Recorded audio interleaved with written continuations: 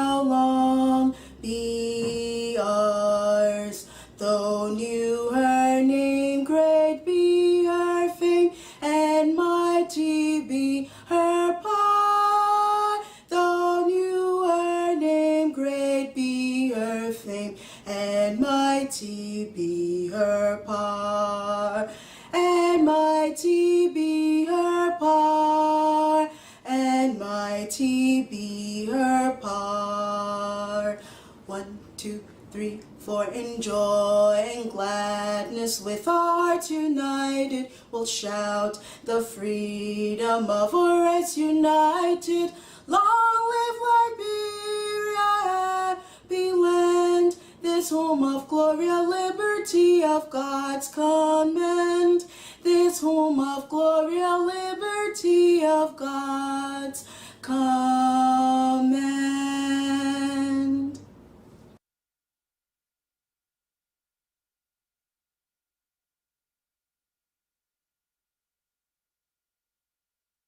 All hail Liberia, hail, all hail, all hail. Hey, what about the children? What about the people? What about your families? What are they gonna eat? Yeah, so Septi and we waiting. Yeah, so waiting and we happy.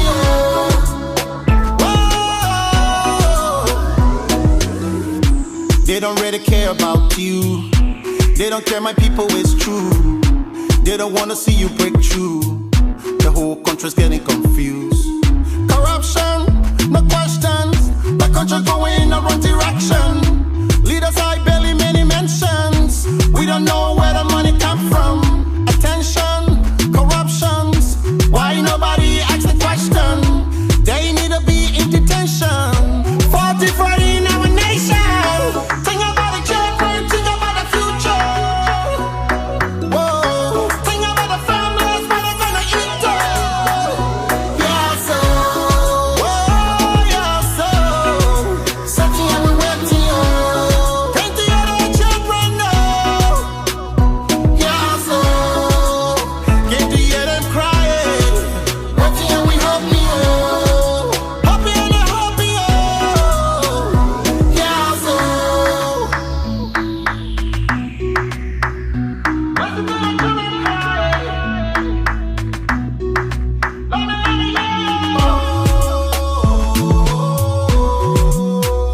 Yeah, so. Something and we waiting. Can't you hear the children cry? Yeah, so. Waiting and we happy. See them waiting. See them crying. What you gonna do? Yeah. What you gonna do now? What you gonna do now? Can't you hear the children crying? What you gonna do now? What you gonna do? Yeah, so.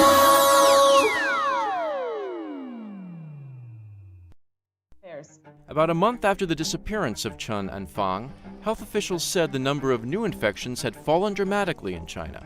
Authorities reported new infections in double digits, down from hundreds of cases a day.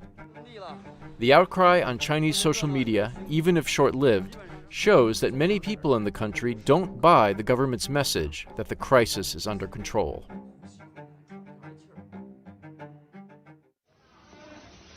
This video was filmed at a hospital in Wuhan, the center of the coronavirus epidemic.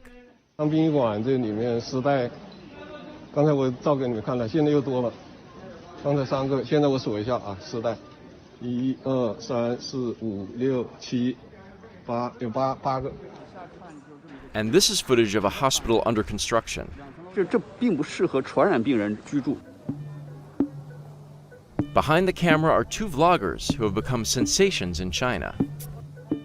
Fang Bin is a resident of Wuhan, and Chen Shexie, a human rights lawyer. The two vloggers, who are known in China as citizen journalists, published unfiltered video reports as the crisis unfolded in late January and early February, scenes that haven't appeared in China's tightly controlled state media.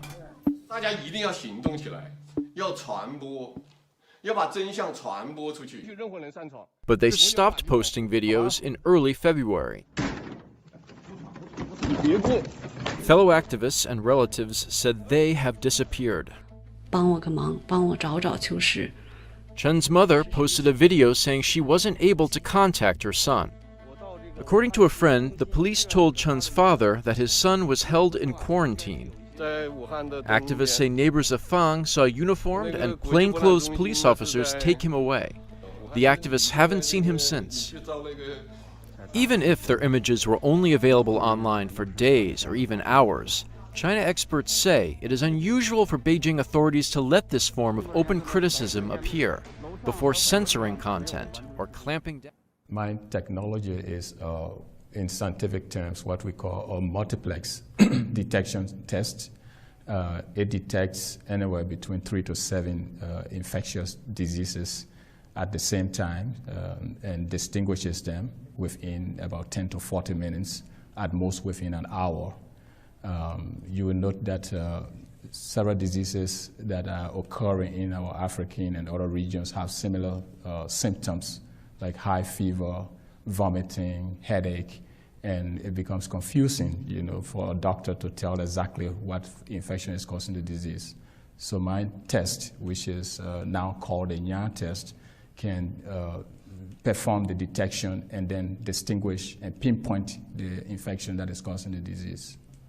All right, 10 to 14 minutes is quite something different compared to other testing methods, but apart from time-wise, what other differences are we looking at that this innovation is coming up with? Right.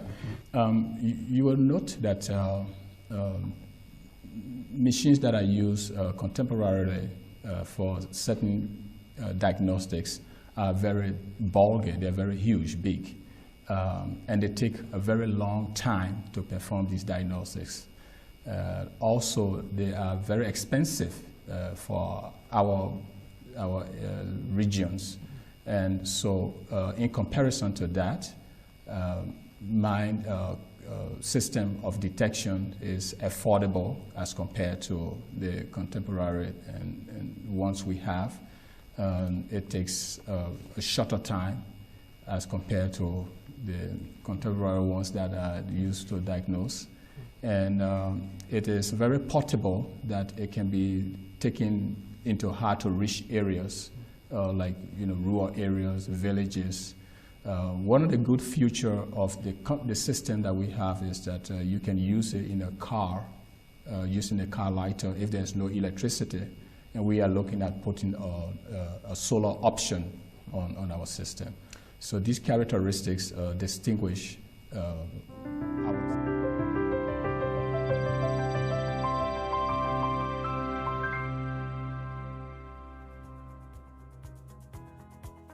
My name is Dube Christopher Nya.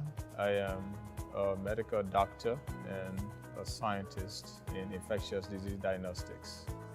It is an honor being at the Liberians Award because of the uniqueness of the program and the opportunity it offers for underprivileged kids, underprivileged children, not only from the Liberian background, but from other African and national backgrounds. The Liberian Award means a lot to the diaspora. It offers opportunities to kids in the diaspora, young students. It offers them mentorship. It offers them opportunity to become college educated. It is, as the word says, it is an honor being selected from among thousands of Liberians and other nationals to be recognized. It also places upon me and other honorees the obligation and responsibility to give back to the community and the society. And I think that is the most significant part of being an honoree. I encouraged those who are absent from the Liberian Award to make it their duty to attend next year and the following year and every year because the Liberian Award needs the support.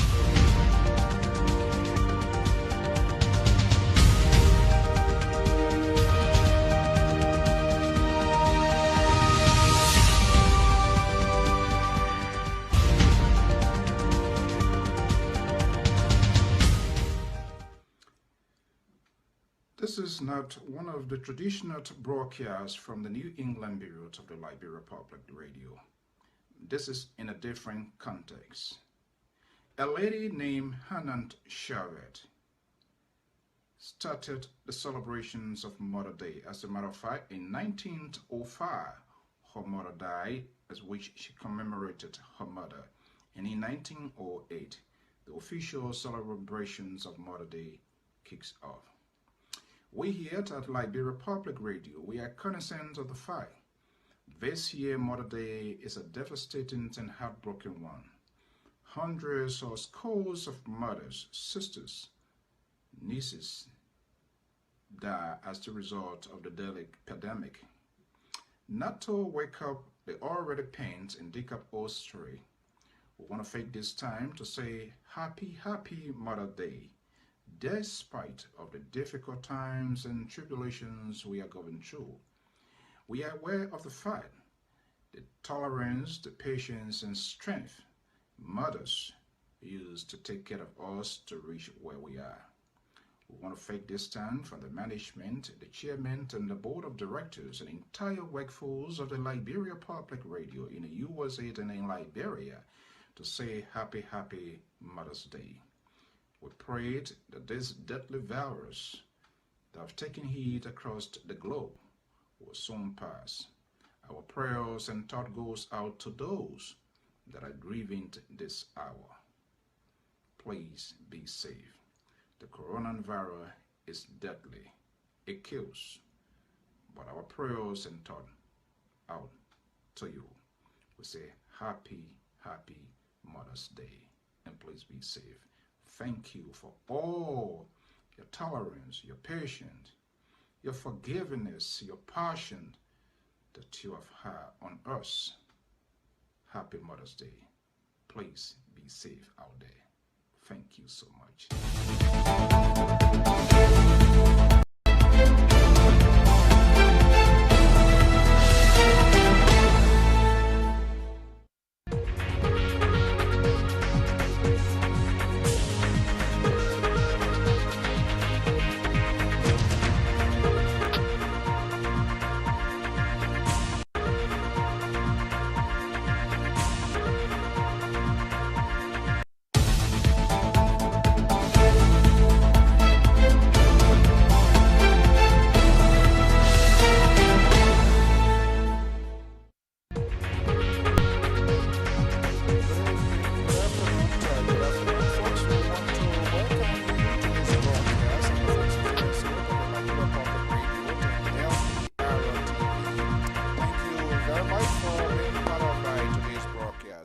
We want to welcome our viewers and listeners across the globe, wherever you are. We say thank you so much, and to all of our mothers, sisters, nieces.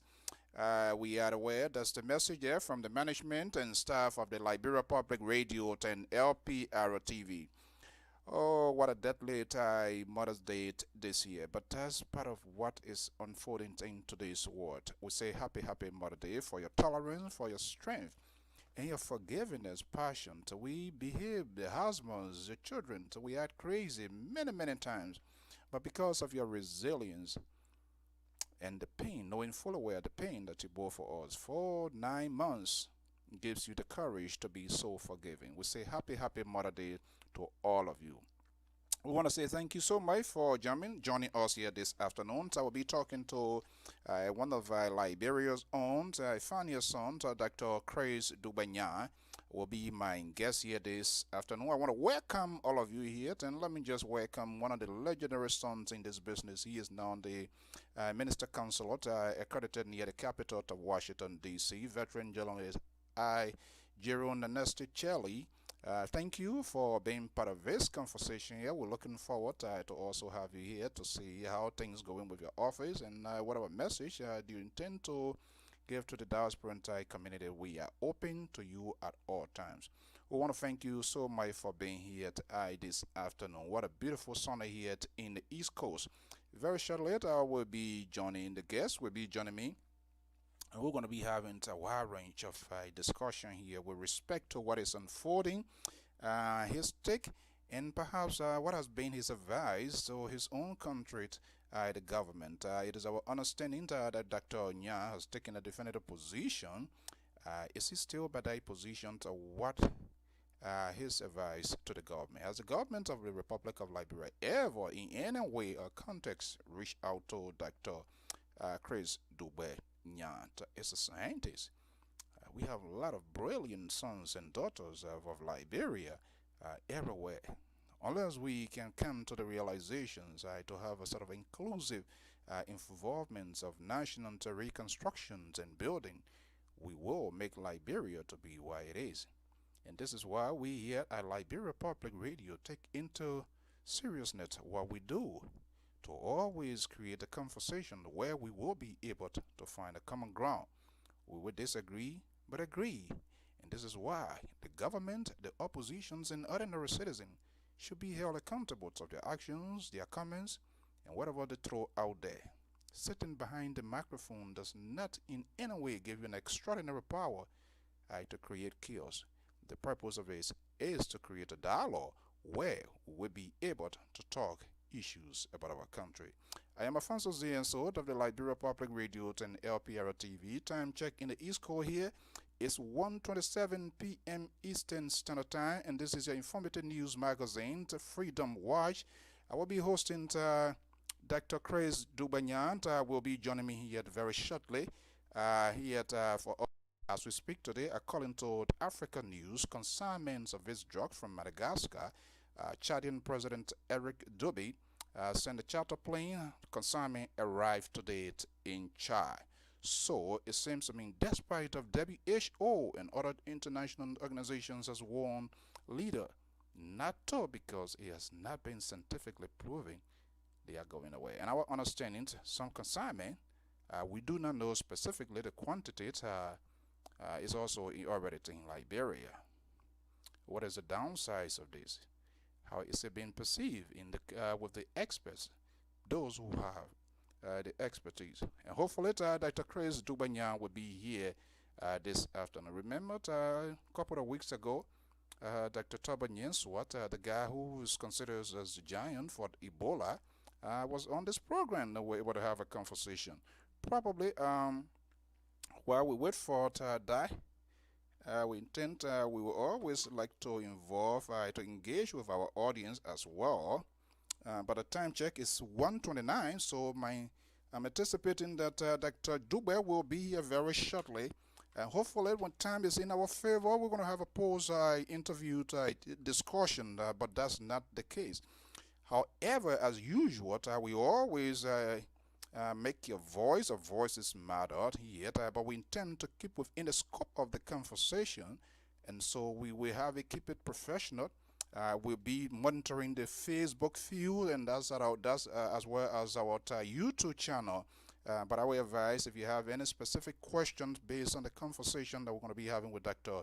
Nyant, Dube Chris Nyant, you can also send your question here, and we will become gracious to relay that questions. But the questions will be relayed, and I'm going to be the determiners of that questions if it meets the criteria of our conversations and not going on the other side of the word.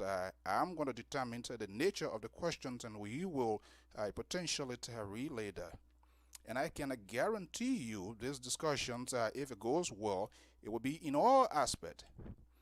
So there's no way that we can ignore politics into it, but it is to the guests to choose to speak to it or not. And the reason is simple, because all of the decisions being made today, more or less, they are political decisions. And so political decisions lead all into some problem that the entire world, not necessarily Liberia. So we must be bold and honest, but to have these conversations in a very honest and genuine fashion.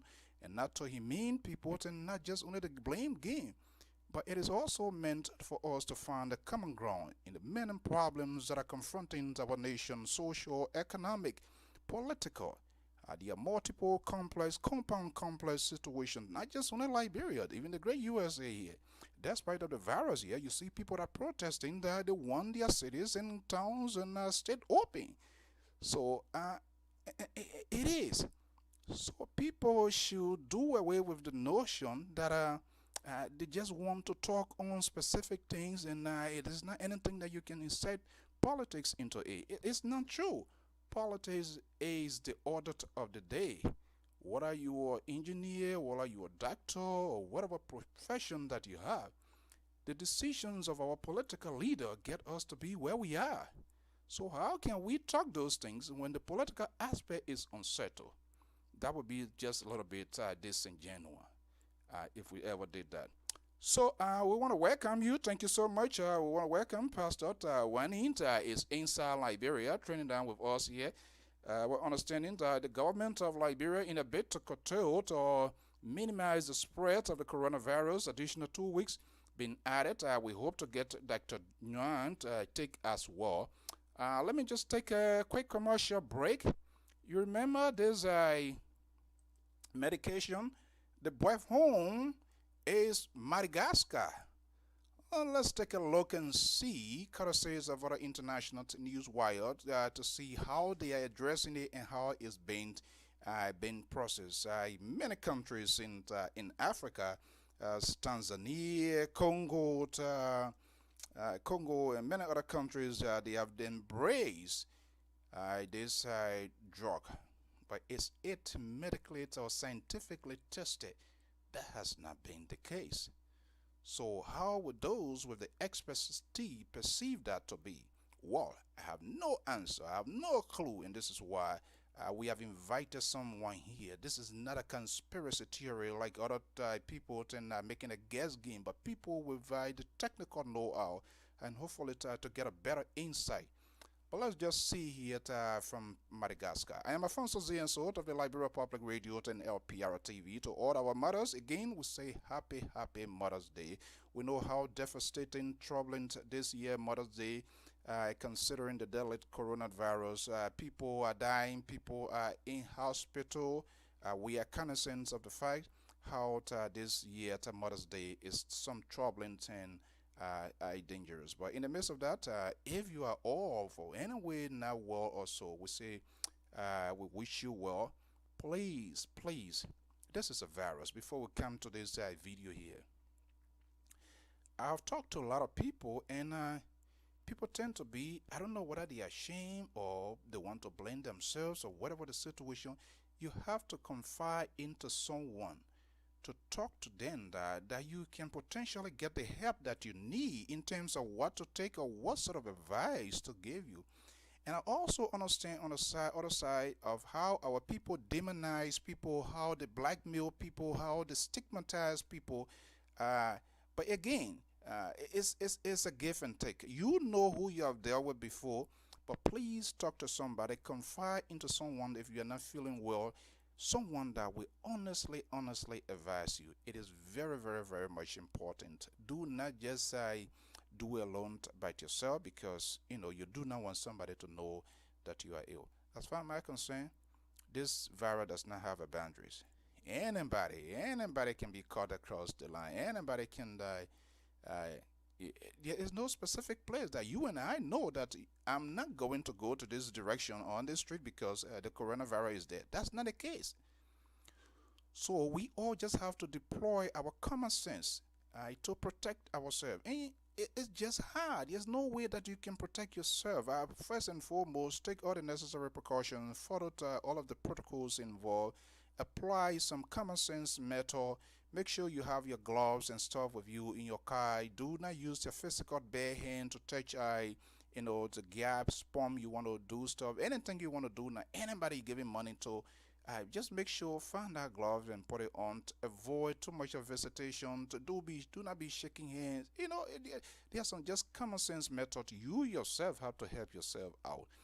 CDC doctors will not tell you all of that. We work in places, facilities that are overcrowded. We carry our palm butter, our tabagi to work.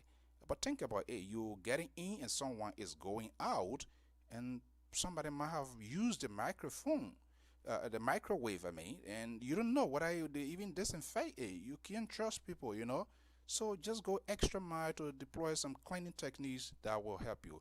Let me just take this quick break here, and want to welcome Mr. Sawa. This is Sududor from Susudor.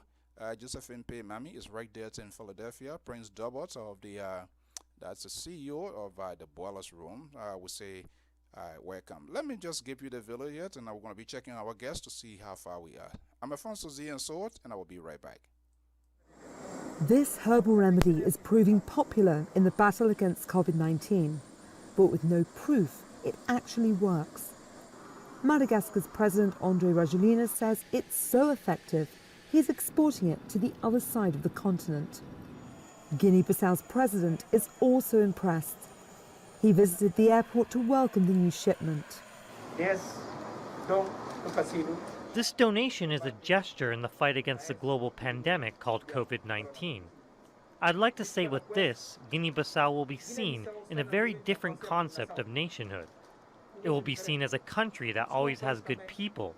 And today, the world will talk about Guinea-Bissau. It's the second country to have imported it. The herb, which is used as a tonic, contains the Artemisia plant, which is normally used to treat malaria. But the World Health Organization warns that the effectiveness of the herb has not been proven or even tested by scientists. But that hasn't stemmed its popularity. Tanzania's president says he's in talks with Madagascar to send a plane to collect a shipment. We are already in touch with Madagascar. They wrote us an official letter informing us about their cure. We shall send our airplane to go and pick the drugs so our citizens can also reap the benefits. Tanzania has recorded 17 deaths, but the government has been accused of failing to take the virus seriously. In the capital Dar es Salaam, it's business as usual. Schools are shut, but markets, mosques and churches remain open.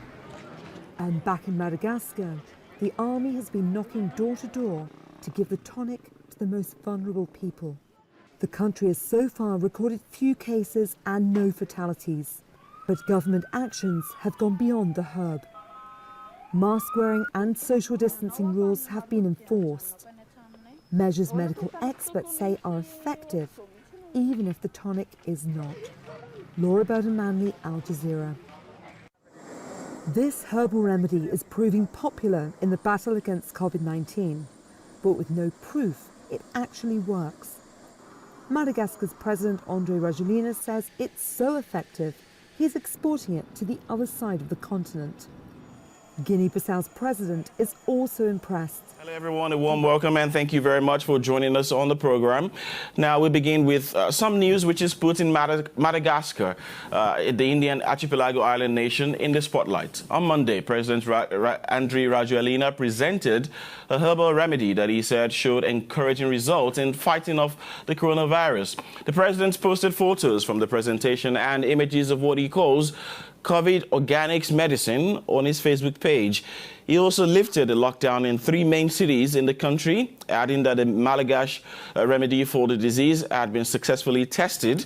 The medicine, Rajoelina says, is based on the studies of the Malagasy Institute of Applied Research and will now be distributed across Madagascar free of charge.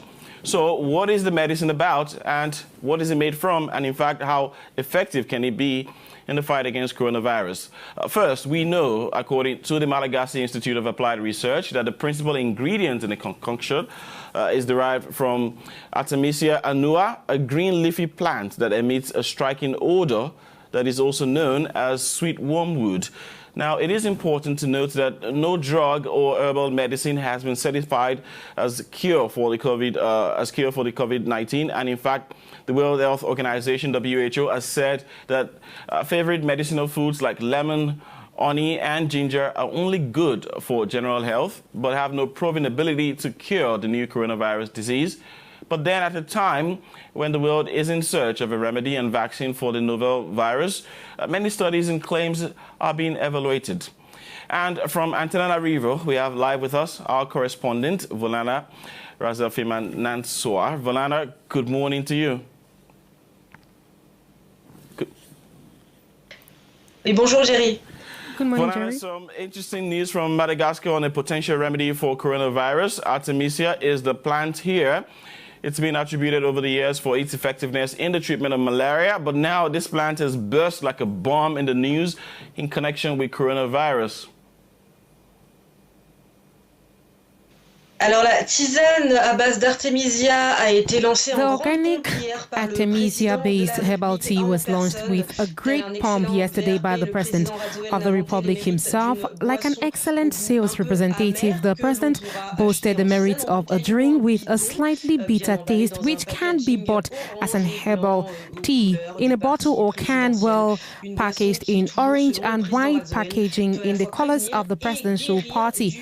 A drink that, again, according to President Rajoelina, can be a way to prevent and cure coronavirus. In his speech, the President pointed out that all trials and tests have been carried out in its effectiveness in reducing the elimination of symptoms and have proven for the treatment of patients with COVID-19 in Madagascar. The proof from the chair, it's the recovery of 2 patients. Rajoelina also adds that his aunt had been treated with effervescent and chloroquine without seeing any improvement, but she felt much better since her nephew, the President, advised her to take COVID Organics, which is the name of the famous coronavirus herbal tea. For the President, it is sure the remedy against the coronavirus has been found in Madagascar. This is why the drink will be distributed obligatorily to all the children who will go back to school tomorrow. Those parents who do not wish for their children to take COVID Organics will have to leave them at home. But the question arises, and we put it to the President yesterday. Yes, how I can the hear you. effectiveness of these products be proven on the basis of 2 cures and in such a short period of time, while the clinical trials apparently are on the way? To which the President replied, and I quote, "History will prove it." Other questions remain unanswered. How much of people are on medication? What clinical tests are being performed? How long have clinical tests been going on? And finally, knowing that about 80% of people recover without needing any particular treatment, again, how do you know that it is the organic herbal tea that has cured the COVID-19 patient? The Malagasy Institute of Applied Research, IMRA, came up with this remedy. Yes. What do we know about you this want me to institute switch and how to the trusted computer is it? itself? Donc l'IMRA, l'Institut Malgache. IMRA, the Malagasy Institute of Okay, Applied let me Research, was founded by the position it on the famous other Professor typeboard and Albert see. Rakoto Racima Manga, an esteemed scientist, do convinced that. patriot, and prolific diplomat who died in 2001. And in 2012, IMRA was renamed the Albert and Suzanne Rakoto Foundation, a foundation recognized as being of public utility and an auxiliary to the state. IMRA's activities focus on the research and development of herbal medicines. Around 50 products have been designed and developed in this country's private labs. According to the Director General of IMRA, Dr. Charles Andrianjana, it was the President of the Republic who proposed to study Artemisia, available in very large quantities in Madagascar. But what was not said yesterday, and which was revealed by a colleague from Jeune Afrique, is that Artemisia was recommended to the President of the Republic by the founder of the Maison de l'Artemisia, a humanitarian association based in Paris and present in 23 African countries. The association has proposed clinical trial protocols to several African countries without, however, asserting that the plant cures COVID-19. One question that remains unanswered is why the President promoted IMRA, which is certainly a reputable organization but private, to the detriment of the public laboratories of the National Center of Pharmaceutical Research and Application, which is part of the Ministry of Higher Education of the country. It's time to be with us here this evening. I'm not sure how am I going to get this introduction going here this evening here. What am I going to say? That's one of the things I'm not really good at, that to introduce people, because sometimes you end up leaving some essential information out.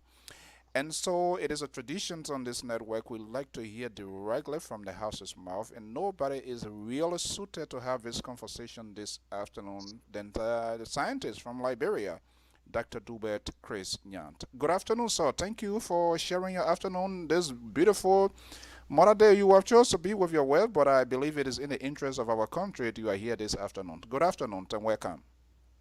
Good afternoon, Alfonso, and good afternoon to our listening audience around the world. Okay. Am I going to introduce you? How do I know that? But just like I say, it's a tradition here, just for the audience and the people out there. Maybe people have been hearing about this name here, and they think that maybe he's not on planet Earth, but here you are. So just tell us who you are a little bit, just a little synopsis, and we're going to get down to the wire. My name is Dubert Christopher Yang. I am a medical doctor and was trained as a scientist. I come from Riverview County and was schooled initially at the Bishop Julie High School in Grand Gita, and then went on to graduate from the Monrovia College and Industrial Training School. I was at the University of Liberia. Expelled from school because of democratic advocacy during the mid-80s, and imprisoned and almost killed. I then was exiled, went to Germany and got my medical education, practiced for a while, and then was recruited by the National Institute of Health in the United States and was trained as a scientist in infectious diseases. In the realm of that, I continue on my pro-democratic advocacy against the war, particularly against the Taylor war machinery and other war machinery that were killing our people, and the dictatorship or tyranny that set in after the war. We advocated against that, and today we see democracy in play. However, it has been manipulated and abused, but in any way possible, it is in place. And I work with various biotech institutes. I work at the U.S. Navy with the Naval Medical Research Center. I also continue on my training at the University of Pennsylvania School of Medicine. During the course of that time, I developed different rapid diagnostic tests for infectious diseases, and afterwards invented tests that can detect and simultaneously distinguish 3 to 7 infectious pathogens in about 10 to 40 minutes. It is a very rapid test, detects HIV, hepatitis B, malaria, Zika, Ebola, and we also detect the coronaviruses, and which among them is COVID-19. And so, yes, I have been carrying out public health awareness, having performed some duties with my Eastern African countries. And so here I am. Thank you for the interview. I hope the introduction was short in summary, brief enough. Yeah, look, and you will see the reason why I ask you to do it, because I'm not sure what I could really be in the position to have articulated that effectively. All I can say is we say thank you for your service and what you still continue to do. For us at Liberia Public Radio, we like to hear from people that have the expertise, and that should be, and that will help the ordinary people out there instead of just having some sort of guess game. Thank you so much for being here. Let's start off here. You're scientists, you are advocates, you went to jail. Why you decided to go through those sort of multiple things? Why were going through your mind? How can those two things factor into place? Well, I think the circumstances in our country at the time, even to this date, serve to conscientize the society. And early on in my life, I became conscious of those conditions that were not suitable for human life. I come from a background of family, the Nyan family, traditionally that is known to advocate for people, known as a warrior family, from the time of our transition from the Sudan, and those empires broke down all the way down to the coast of West Africa. And so I think it's partly genetic as well.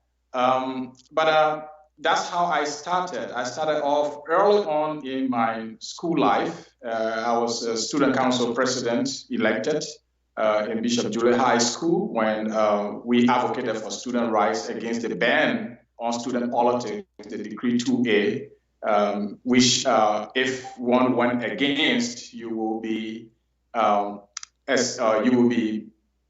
put to jail and executed. I was among for that reason from school, and that took me to Monrovia, for which I graduated from Monrovia College.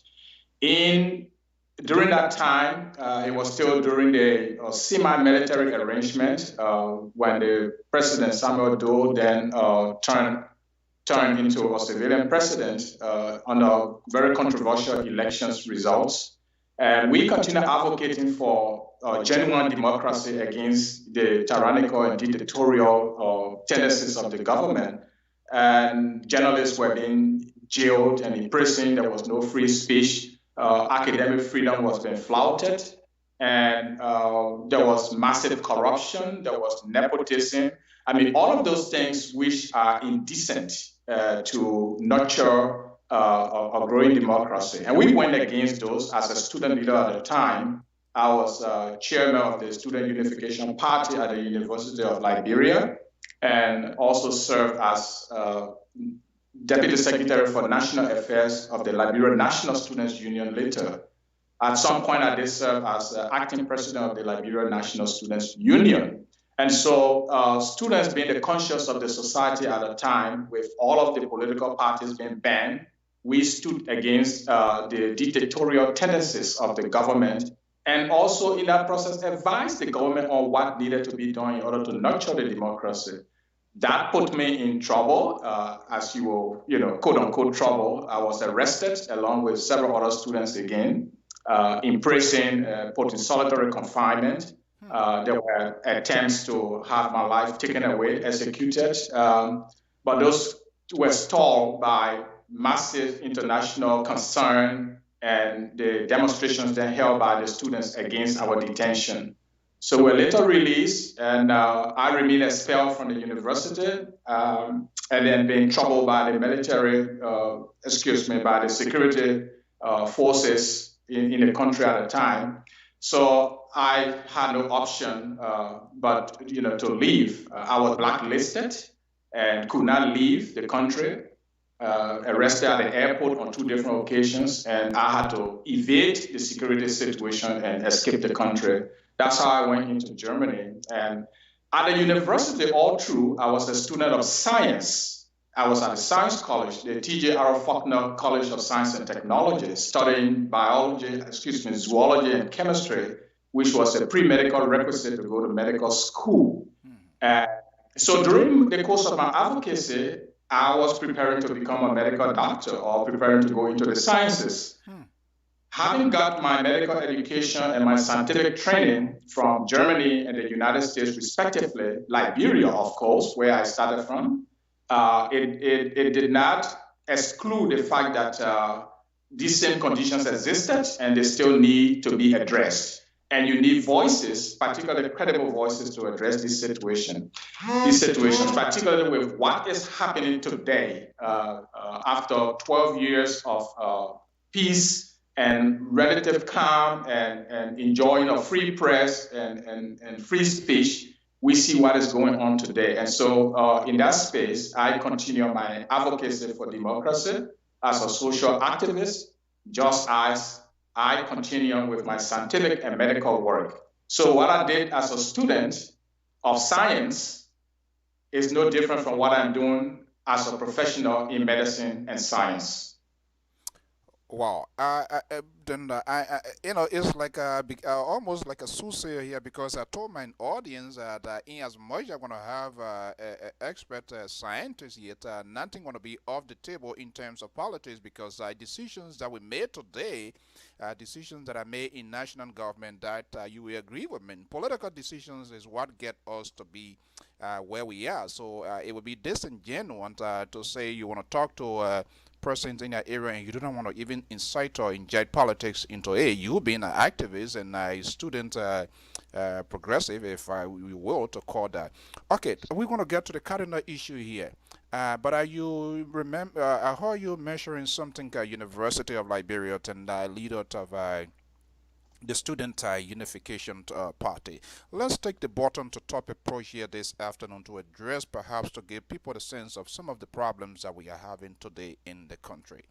During your days at the University of Liberia, the engagement of students and see what is unfolding today.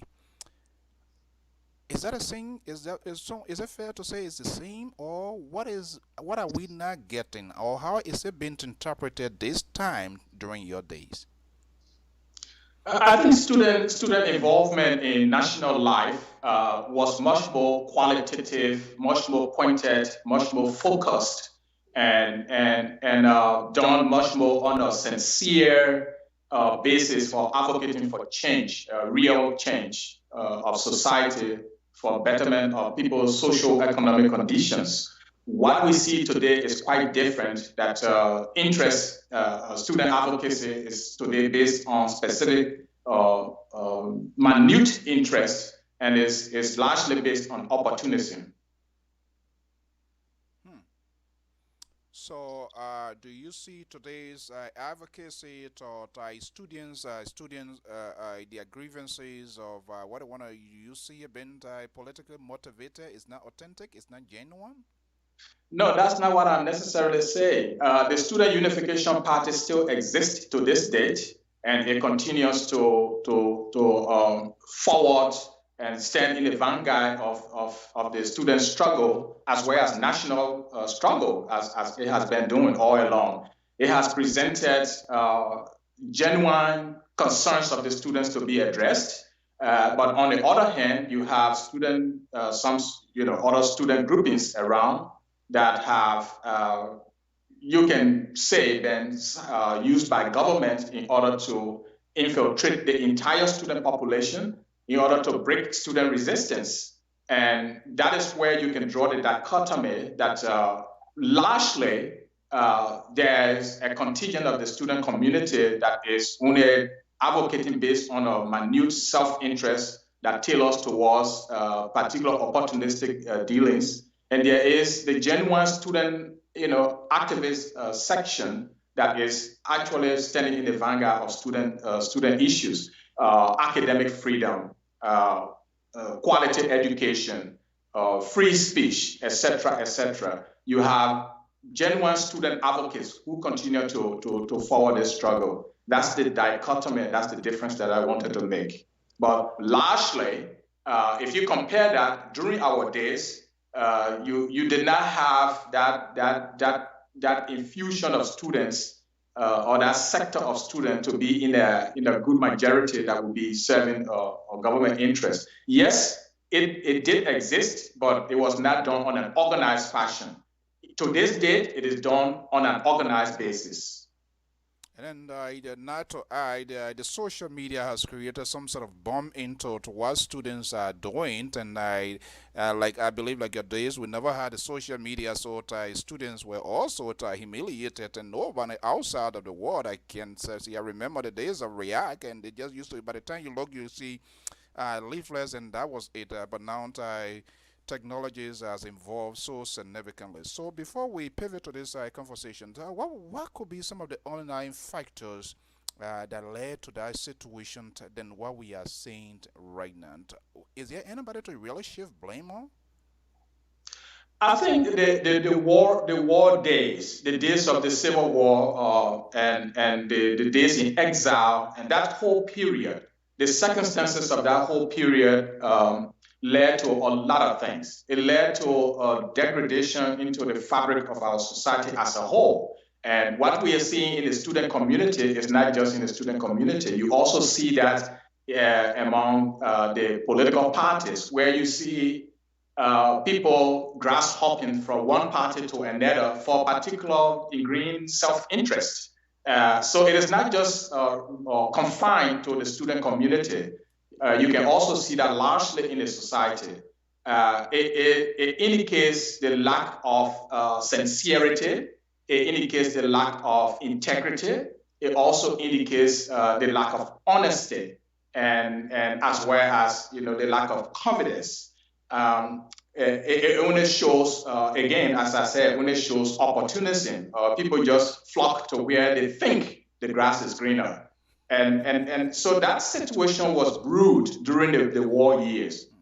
In the past, prior to the war, you will agree with me that you did not see people hopping from party to party, party to party, which has become so superfluous today. People maintain their political party alliances, political party commitments, and there were alliances formed. You will remember the Grand Coalition, which went against the National Democratic Party of Liberia, and practically won the elections, but the elections were rigged. And so you can compare that to today, where you see even in the so-called alliances that have been formed, there are infighting, there are backbiting, which does not go well for the healthy nature of our democracy.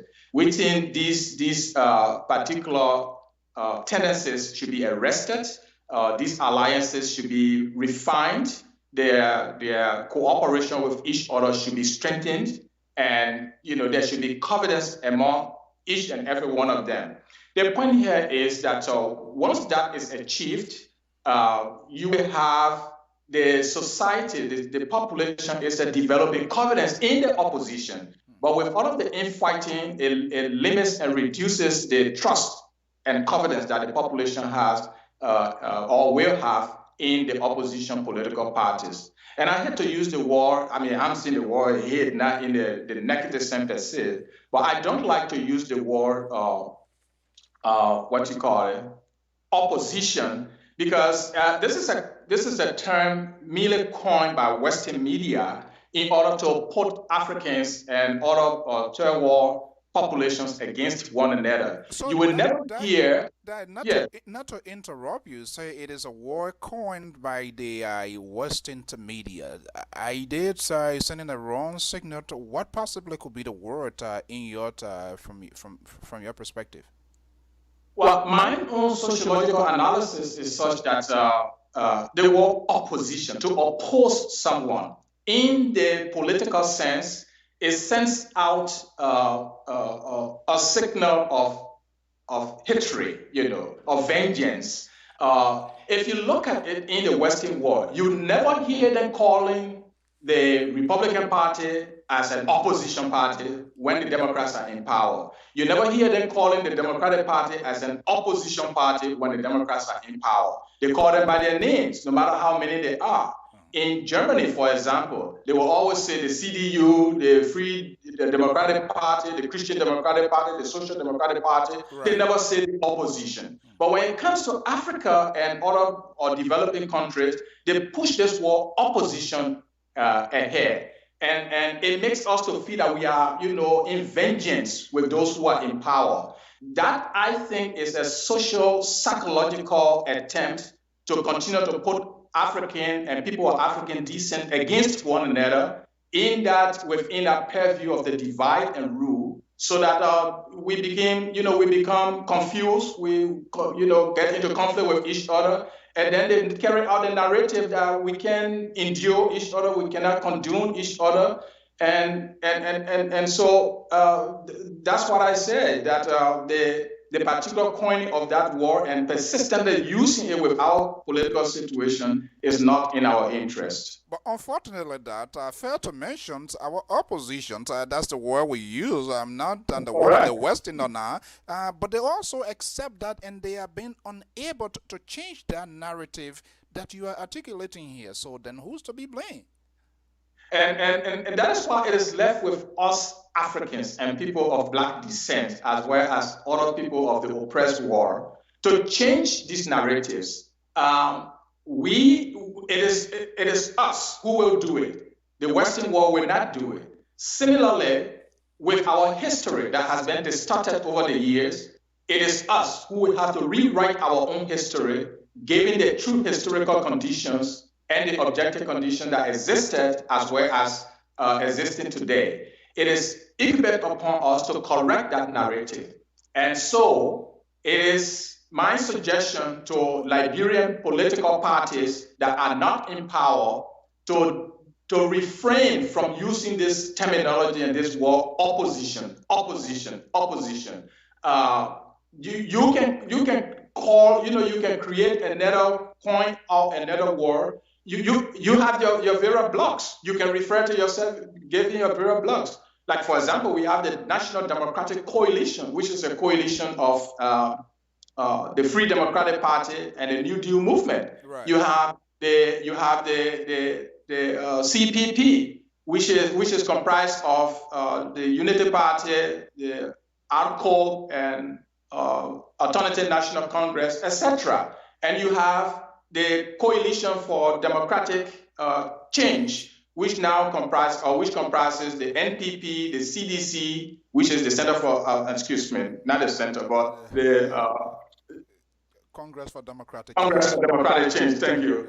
And another party which I just cannot name now. So refer to the parties by their names, and we need to learn which party is in power and which party or which bloc is not in power, instead of calling those who are not in power opposition. We are not in opposition to the Coalition for Democratic Change. The Coalition for Democratic Change was elected by a good majority of the electorate. So all the rest of the parties are trying to do is to be critical of things that are not going well.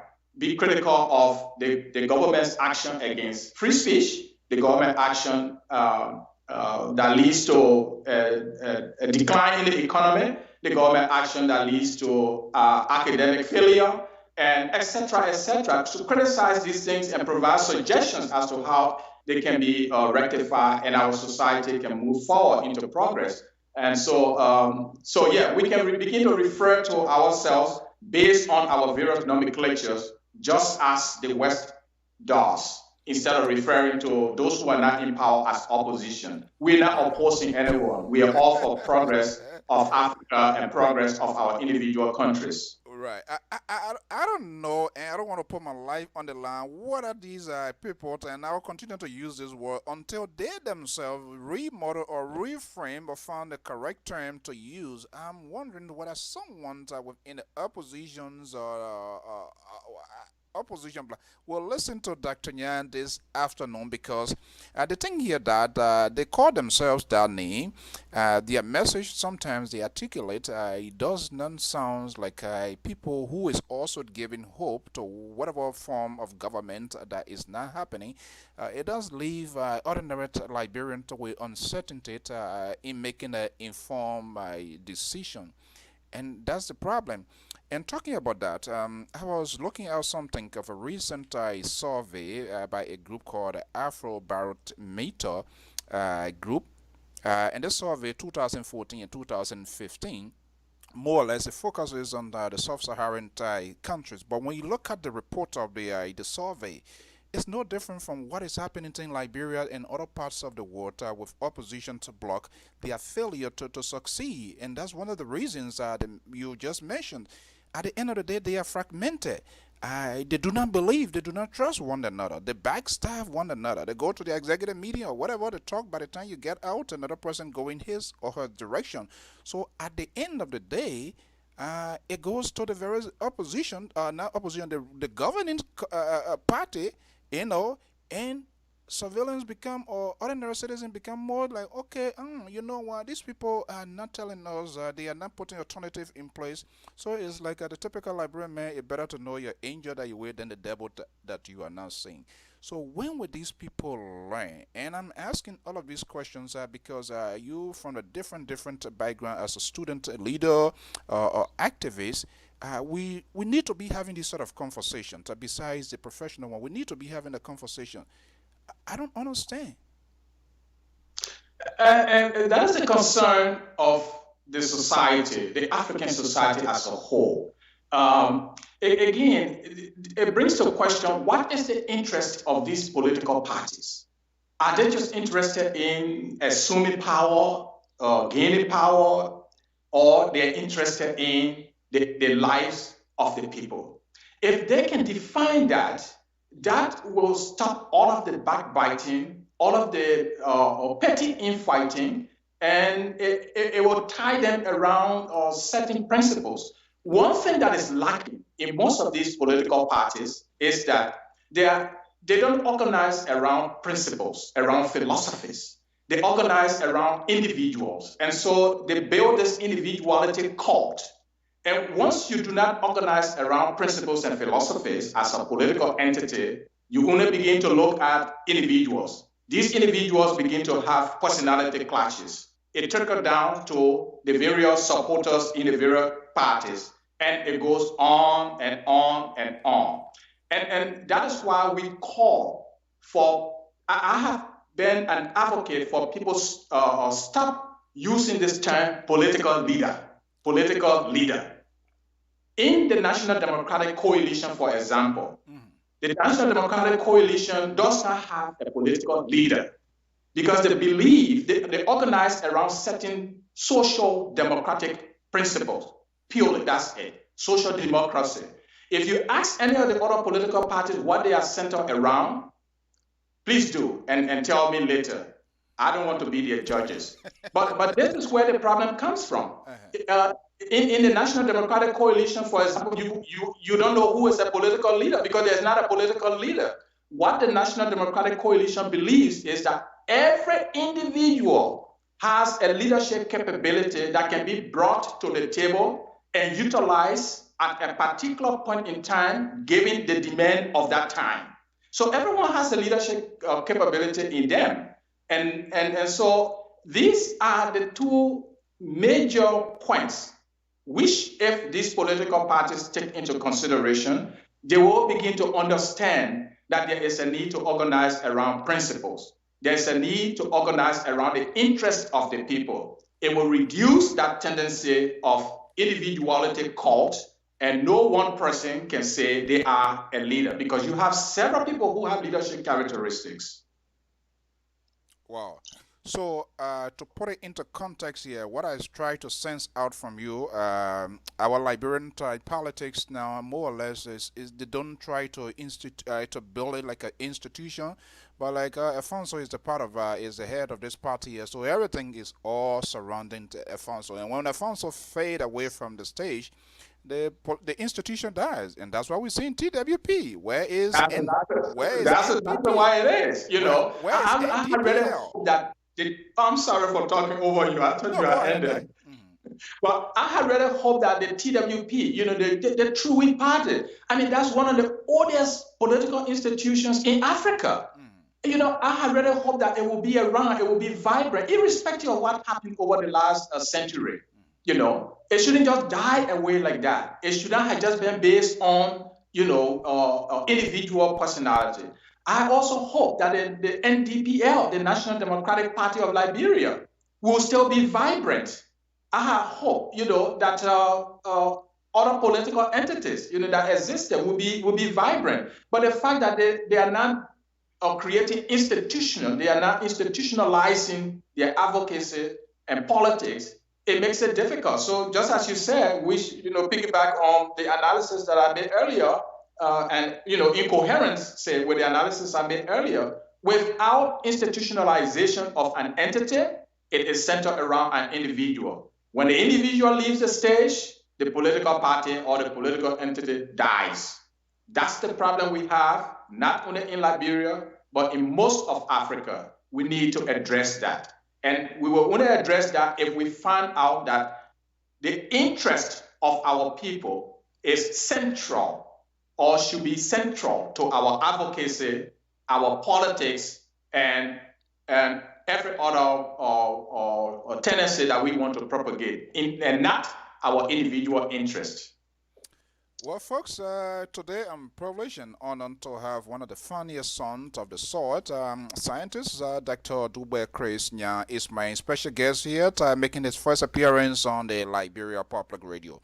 That we're going to pivot right now, and who knows, along the way, we're going to kind of again come back to this issue. It's quite fascinating. Let's talk about the talk of the town, the talk of within the global cycle, the coronavirus. I believe you are taking a definitive position specifically with this medication that is known while it received by African countries, assuming my own country, your own country, Liberia, and yes, in the April 27th editions of the Daily Observers, prominent scientist Dr. Dubert Chris Nya warns against unethical COVID-19 vaccine trials in Africa. Do you still stand by that? I certainly do stand by that, and as you will note and probably have read during that interview that I granted the Daily Observer, I do stand against unethical trials, and that should be central to my opposition. Vaccine trials and trials of drugs and other devices is normal within the scientific community. Once anything is created, it has to be tried first and foremost for its safety and its efficacy, meaning how safe it is when we take it into our body and how effective it is against what it is claimed to go against. The COVID vaccine, for example, is currently, and let me give this guy, is currently under trial in the United States. But this came about when two French colleagues, scientists, were interviewed on some of the French network, and they indicated that we need to, try this on those African people. And the tone was very condescending. The tone was very it had a kind of racist undertone, right, a kind of colonial undertone. And so most of us came against that. That one, you can't just single out a group of people for it to be tried on. They gave their own reasons that because the virus had not hit Africa and all of that, which can be taken into consideration. Especially when you do vaccine trials, you try vaccines on vaccines on people who are not infected. But at a time where we are looking at the fact that this particular virus is a silent killer, I'll put it that way, a silent killer, because we've seen data on that. Is people carry it silently, asymptomatic carriers. So you don't even know, with Africa at a time not having enough testing kits, you couldn't tell whether the entire African population or most of the African population is already infected. So that was a bias in the first place, to say that just try on them because they don't have masks, they don't have this, and we can try on them. So that was my caveat.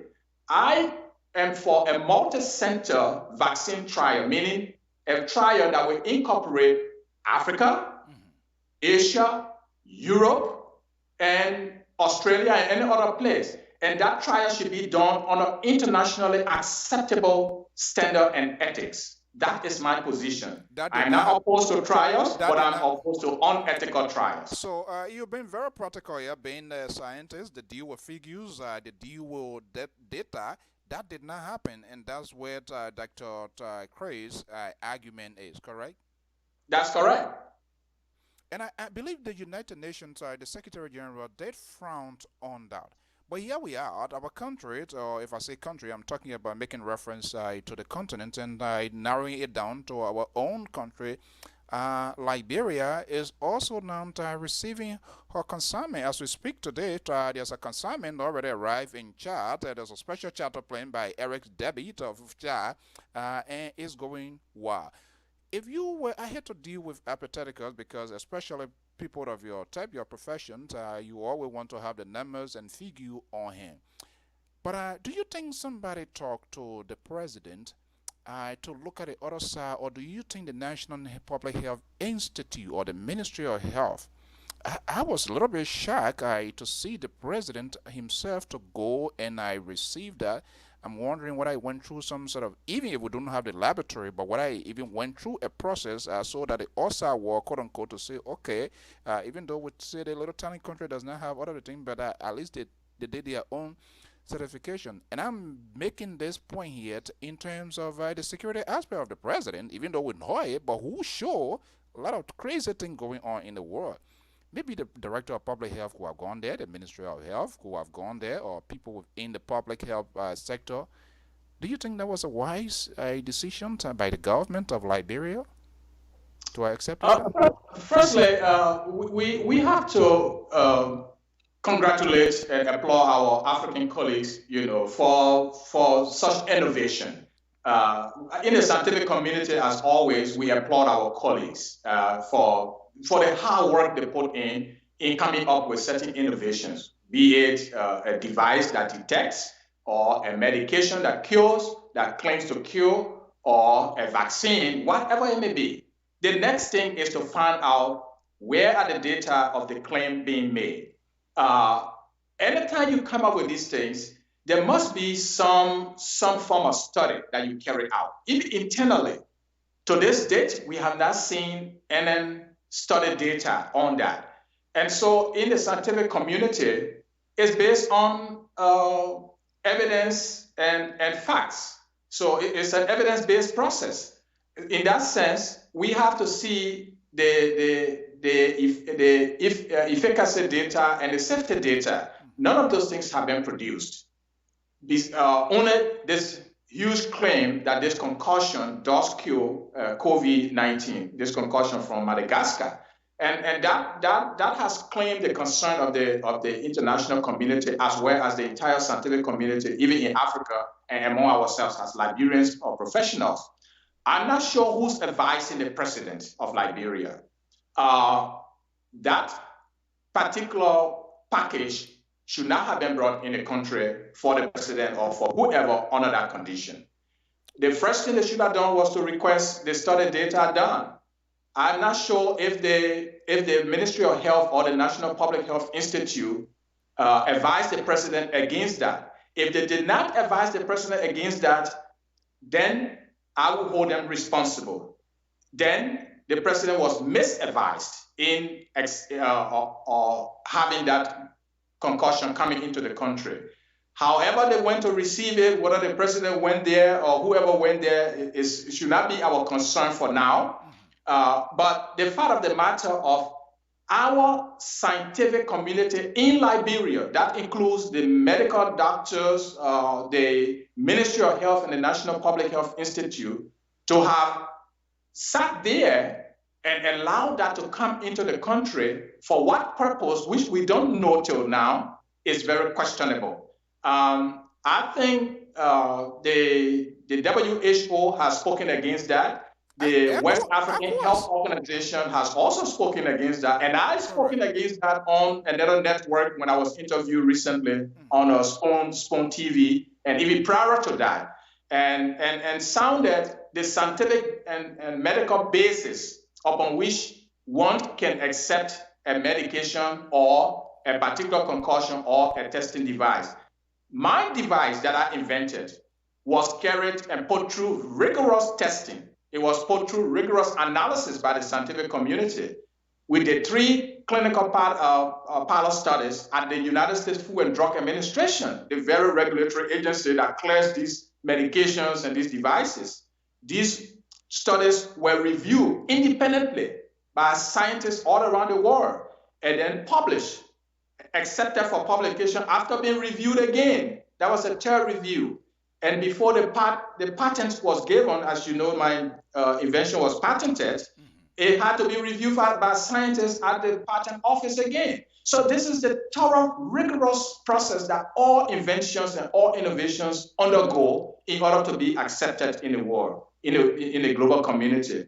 It does not mean that these medications don't have side effects. Yes, they do. And that is why, in fact, the disclaimer are given by the producers or manufacturers of those medications and the devices and everything, that you can take this medicine for this purpose, but you will experience this side effect, you will experience this other side effect, which we saw during the studies. Potentially, we could even be worse than coronavirus, because there's nothing to prove to say, okay, they're just telling, oh, okay, something going to happen afterward. We're not going to say, we are not saying, even though maybe it might kill, but after that, you might develop something.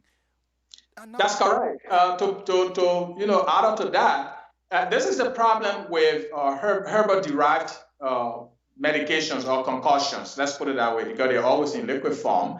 The fact that we don't know the concentration, we don't know the quantity to be taken, we don't know. I mean, there are many things that we don't know about it, and so if we take this in, it may possibly affect our liver, it may possibly affect our kidneys. Those are two major organs that do a lot of work in our body to detoxify and to expel. So we don't know this. And so in that light, you may drink it, it may not happen to you. The side effect may not occur now, but it may occur over time.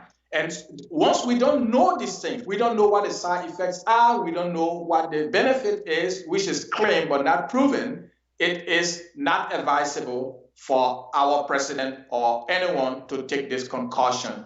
I am saying it for, I think, the third and the fourth time now on your media, in advisement to the president of Liberia, His Excellency Josh Manawia, not to take this concoction. And I am advising him based on my 20 years plus of scientific and medical experience in this space. So, if you were in Liberia and I presiding, for example, over the Public Health Institute, will you look in the eyes of the president and say, Mr. President, this is not good. This is not good for our country. I'm not seeing the scientific evidence today based on my profession. Will you look in the eyes of the president and I speak to that? The president is a human being. He's just one of us. He will have me around because he trusts in my judgment as a professional. And so I will be in a position based on my scientific and medical training to advise him on that. That let us get the data first. Let us see what the claims are. Let it be proven before anybody in this country, not just the president per se, but anybody for that matter in this country, in Liberia or in the world, can take that.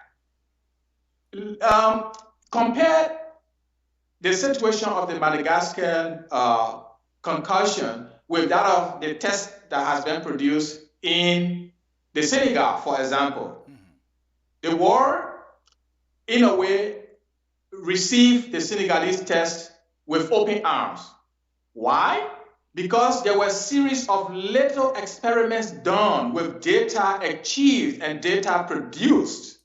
Now, it is not at the stage of refinement yet, but those initial data that were submitted suggested that the test works.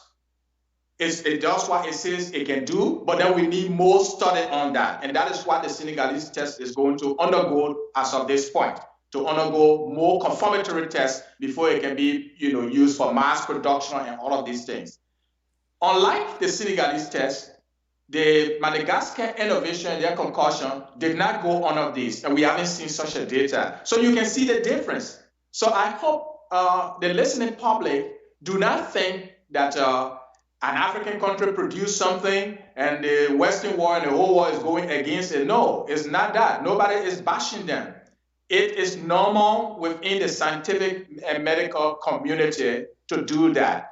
So I hope everyone understands that. So Nara, you don't want somebody who is sitting down inside Liberia. There are a few folks here recognized and other warrior. Oh, okay, he said that in America there, he doesn't in there. You want to tell us that we shouldn't take the medication. Like, that's the sort of that's the kind of concept. But again, it comes down to the processing of information for people to get what they say. And I told you earlier, we're going to come back.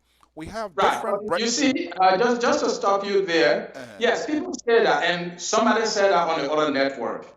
An example: I was in Monrovia in May last year when the June 7 demonstration was being planned, and it was being planned in order to advocate for press freedom, to advocate for more democratic space and all of that, which is genuine.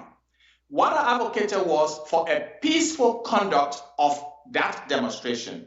Why others were going against it, I, on radio right in Monrovia, on 2 different times, supported a peaceful democratic demonstration in which the government will be involved with the paramilitary, meaning the police and other paramilitary forces, to guide the conduct of the demonstration, just as they did with the Bring Back Our Money demonstration, which was peacefully and perfectly organized. It could have been done the same way. So I was in Monrovia. I supported what the government was afraid of.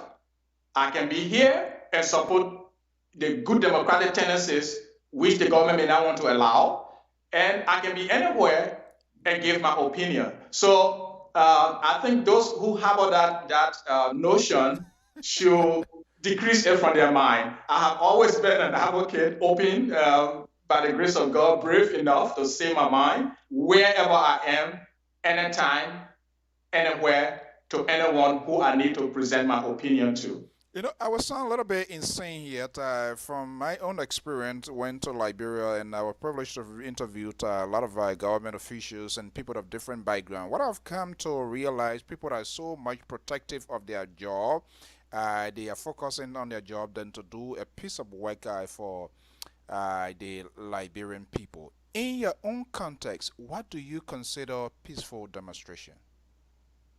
A peaceful demonstration is one that is organized by an entity, be it a group of individuals for a particular purpose, to propagate a particular genuine interest. That demonstration should be devoid of violence, meaning that it shouldn't go towards destroying government or private properties.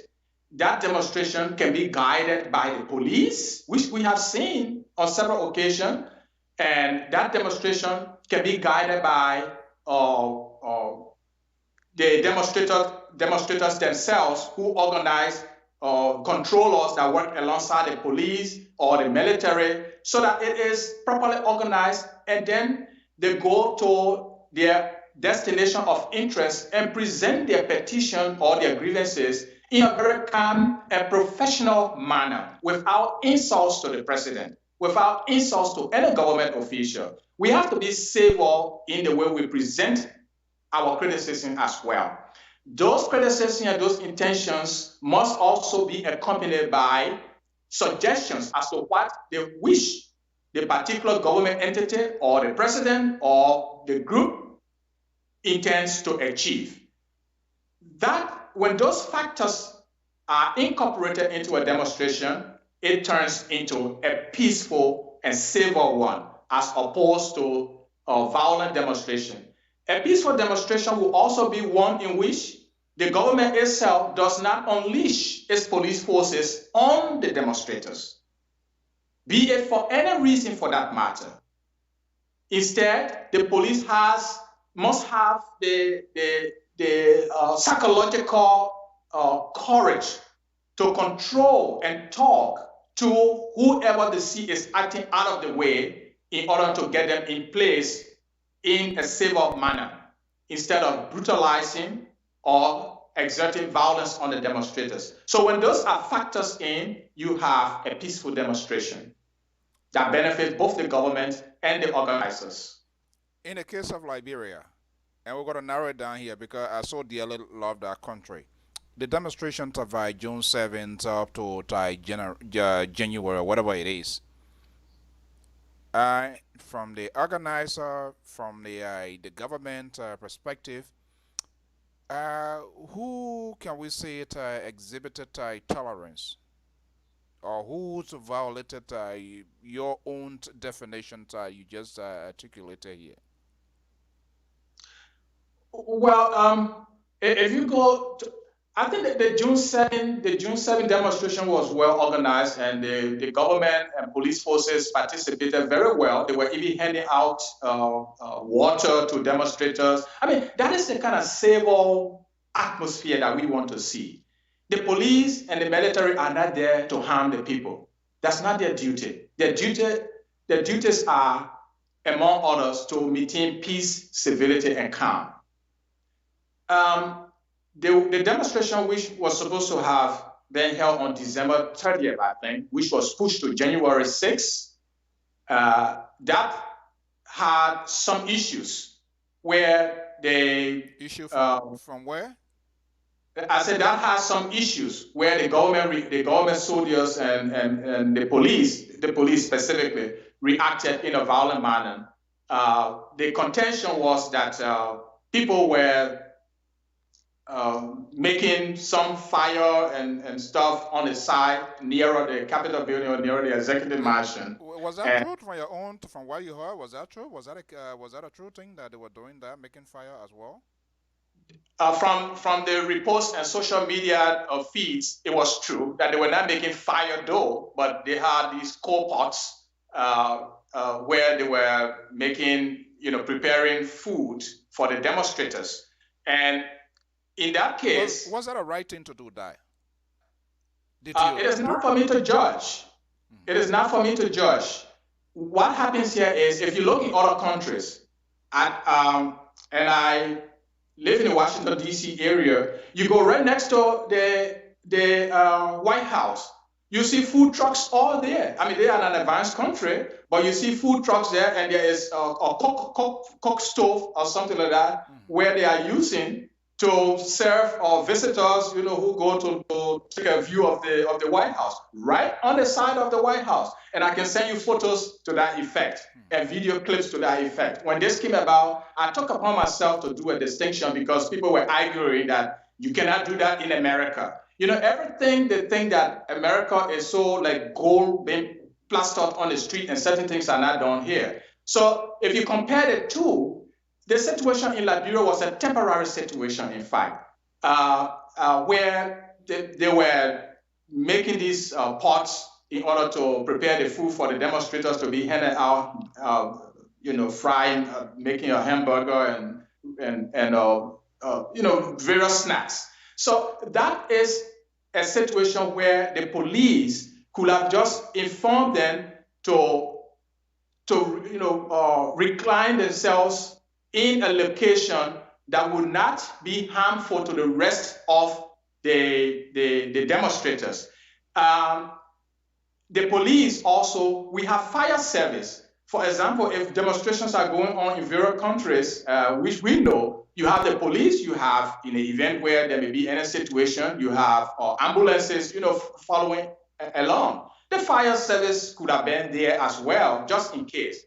And never in the history of our country have we, at least not that I know of, have we ever seen our sidewalk peddlers who fry kala and other things, roasted cassava and do roasted corn? Have we ever seen a fire outbreak from those things from the sidewalk? So if you were talking about safety, if you're talking about hazard, those things our people are already accustomed to and they are used to them. And so many people thought that the government was using that as an alibi to break up the demonstration. And that didn't go well for the government itself. And we advised that the government could have been easy on them and having them reclining themselves in an area that they would be concentrated and do whatever preparation that they wanted to do and then bring out their final product to the demonstrators. But to have used water canoe and then beat the people up in the form of violence and brutality, that was wrong. Initially, the tone set, and I love how you put it, you do not believe in demonstrations that will have some sort of a violent in tone. But let's look at the onset of this whole demonstration, the tone, the message that was also put forward by some of the protesters to national government. And I'm quite sure, I could be wrong, during your day of advocacy, I'm not sure whether that happens on the executive ground where you guys may take COPA or or palm nut or be your palm butter and all of that. But I've also come to realize here is two-way streets.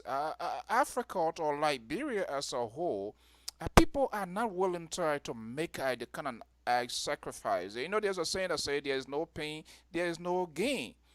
I watched Bobby Want of Uganda, where he says with international cable, the Al Jazeera major network, his driver was killed. He's been sanctioned from speaking to his own people. That I show you aware of. If we look at our opposition, and it makes it very difficult for ordinary Liberians to come to an informed decision, because the leaders are not taking charge of the institutions that they profess to have as the leader. They are not exhibiting, they are not providing alternative to whatever that is in play now. Their language, they are not persuasive. People that even support them, the labor people, they are stigma placed on people. That makes it difficult, because at the end of the day, if you succeed, you're going to look out to the international community. So I'm not sure whether they are even aware their own engagement if the international community is taking them serious. I mean, that is something to consider. I mean, during our days, we had the international press, flocking to us. These days, the international press sees everything that goes on the internet, and they also come to interview people. But during our days, if the international press comes to talk to you, that was a sign of legitimacy of your grievances and everything. Now, the messages like the January 6th demonstration, one of the contentions and fear of the government was that that demonstration would have brought the government down, that people were calling for the government to resign. And my advice to some of the government insiders was, hey, the citizens have the right to demonstrate. They have the right to protest. That is guaranteed under the Constitution. Right. Do not make the government to look bad by stopping it. You make the narrative that will go out is not going to go against those demonstrators. No matter what happened, they will say the we are government is brutal. The we are government and it's going to make the government to look bad. Always create a situation where the government looks good. Now, anybody can call and devise a slogan for a demonstration. Bring down, resign, bring down. It's not going to bring down the government. You can call for the resignation of the government. It does not necessarily mean the government is going to come down. Absolutely. And that, I think, was the central fear of some of the government insiders, for which they thought this demonstration should not have happened. And we advised against that. We advised them from our own experience. And we hope that in the future, that government itself will even participate in organizing these demonstrations by guiding it, by coming out to receive petitions, and by talking to the demonstrators. Look at the press union demonstration that was held recently. Yeah. It was well organized. It was held on the grounds of the executive, not the executive, on the grounds of the Capitol building. Right. And they presented their petition. Their petition was heard by the respective government agencies. And I don't know where it is now, whether it was addressed or not. But lately, another government agency have come to make proclamation indicative of clamping down on the press again. It does not show good for the government. But not to bank on these protesters here. Some of them, they are feared from some of the soundbites, some of the talking points were coming out. They do not trust the government. They do not trust the security forces.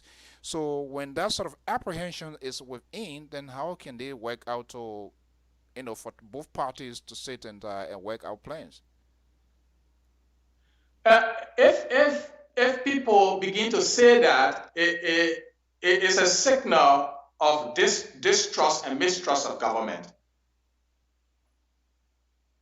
And government then needs to work on its actions in order to create and restore trust and confidence in the people. Okay, well, folks, you can also watch us on our live Facebook and our YouTube channel live. Even you turn to www.liberiapublicradio.com, right there where you say live TV.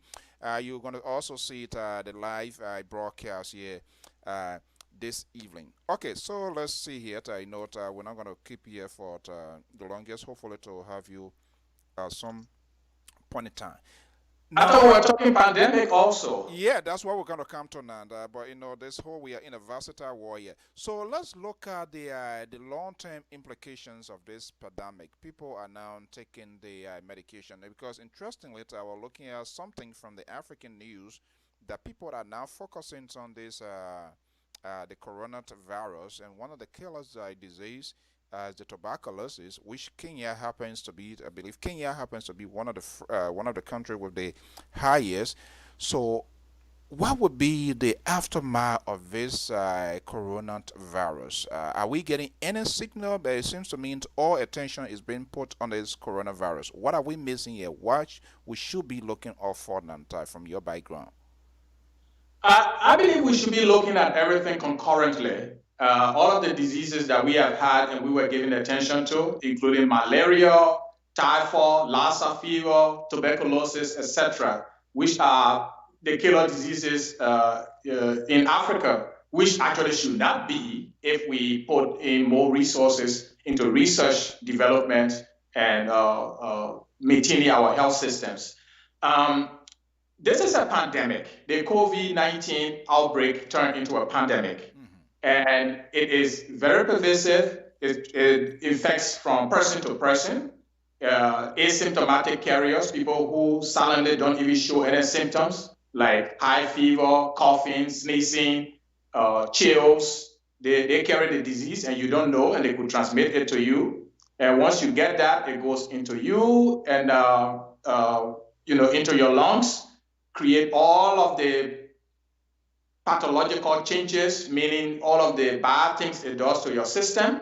And then if you are not strong, if your body is not strong enough, those people who have other diseases like heart disease, kidney disease, liver disease, diabetes, with low immune system, they can die of this disease easily than those who have stronger immune system and younger people.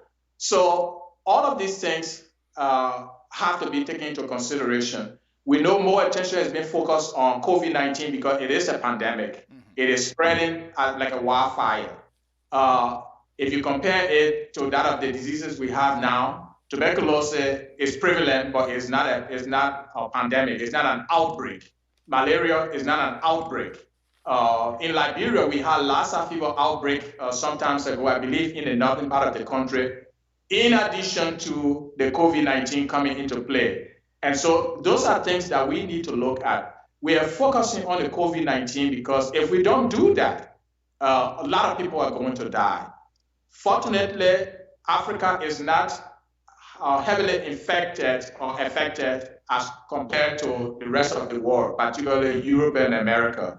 The Asian countries recently recovering from this pandemic. So that is why I think we'll concurrently look at it, look at those diseases, diseases that are occurring on the African continent, in addition to COVID-19, but give more attention to COVID-19 because of its pervasive nature.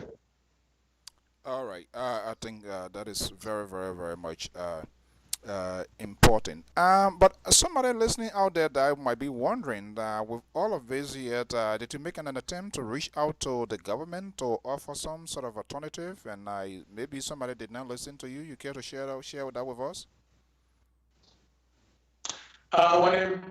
When the coronavirus, which is COVID-1, broke out in Wuhan, China, the professional group with which I work in terms of the COVID-19, which is the Diaspora COVID-19 Focus Group, that's a group of African medical and scientific professionals. We follow the trend and advise our government on the African continent. This sent out a continent-wide alarm on the virus and to East Africa and West Africa, which I was coordinating, and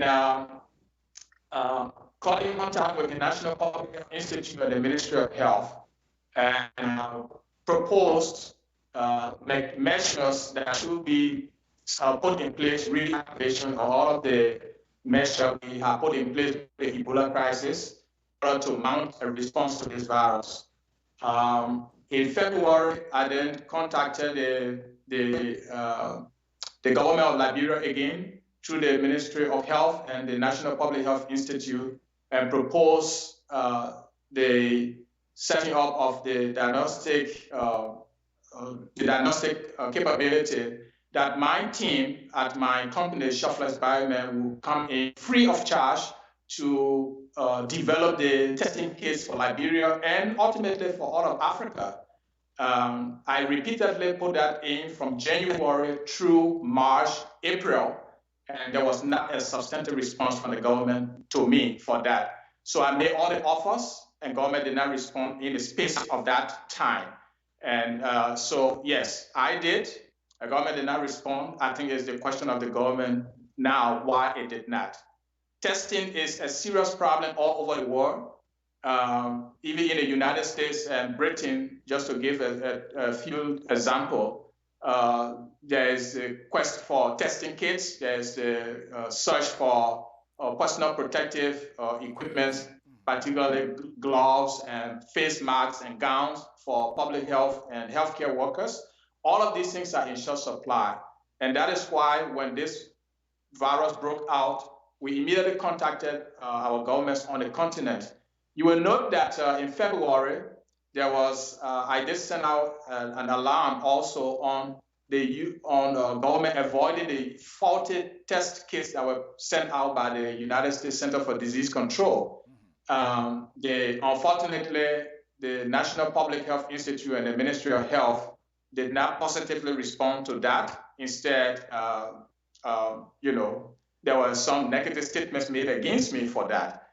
They did a whole press release on me, which I had to react to, only to know that the government, there were, those kits were being shared around Africa, and the United States government was even querying the US CDC, the US Center for Disease Control, about those faulty detection kits that were giving inconclusive and false results. So everything that I have done, everything that I have said, have come to pass so far.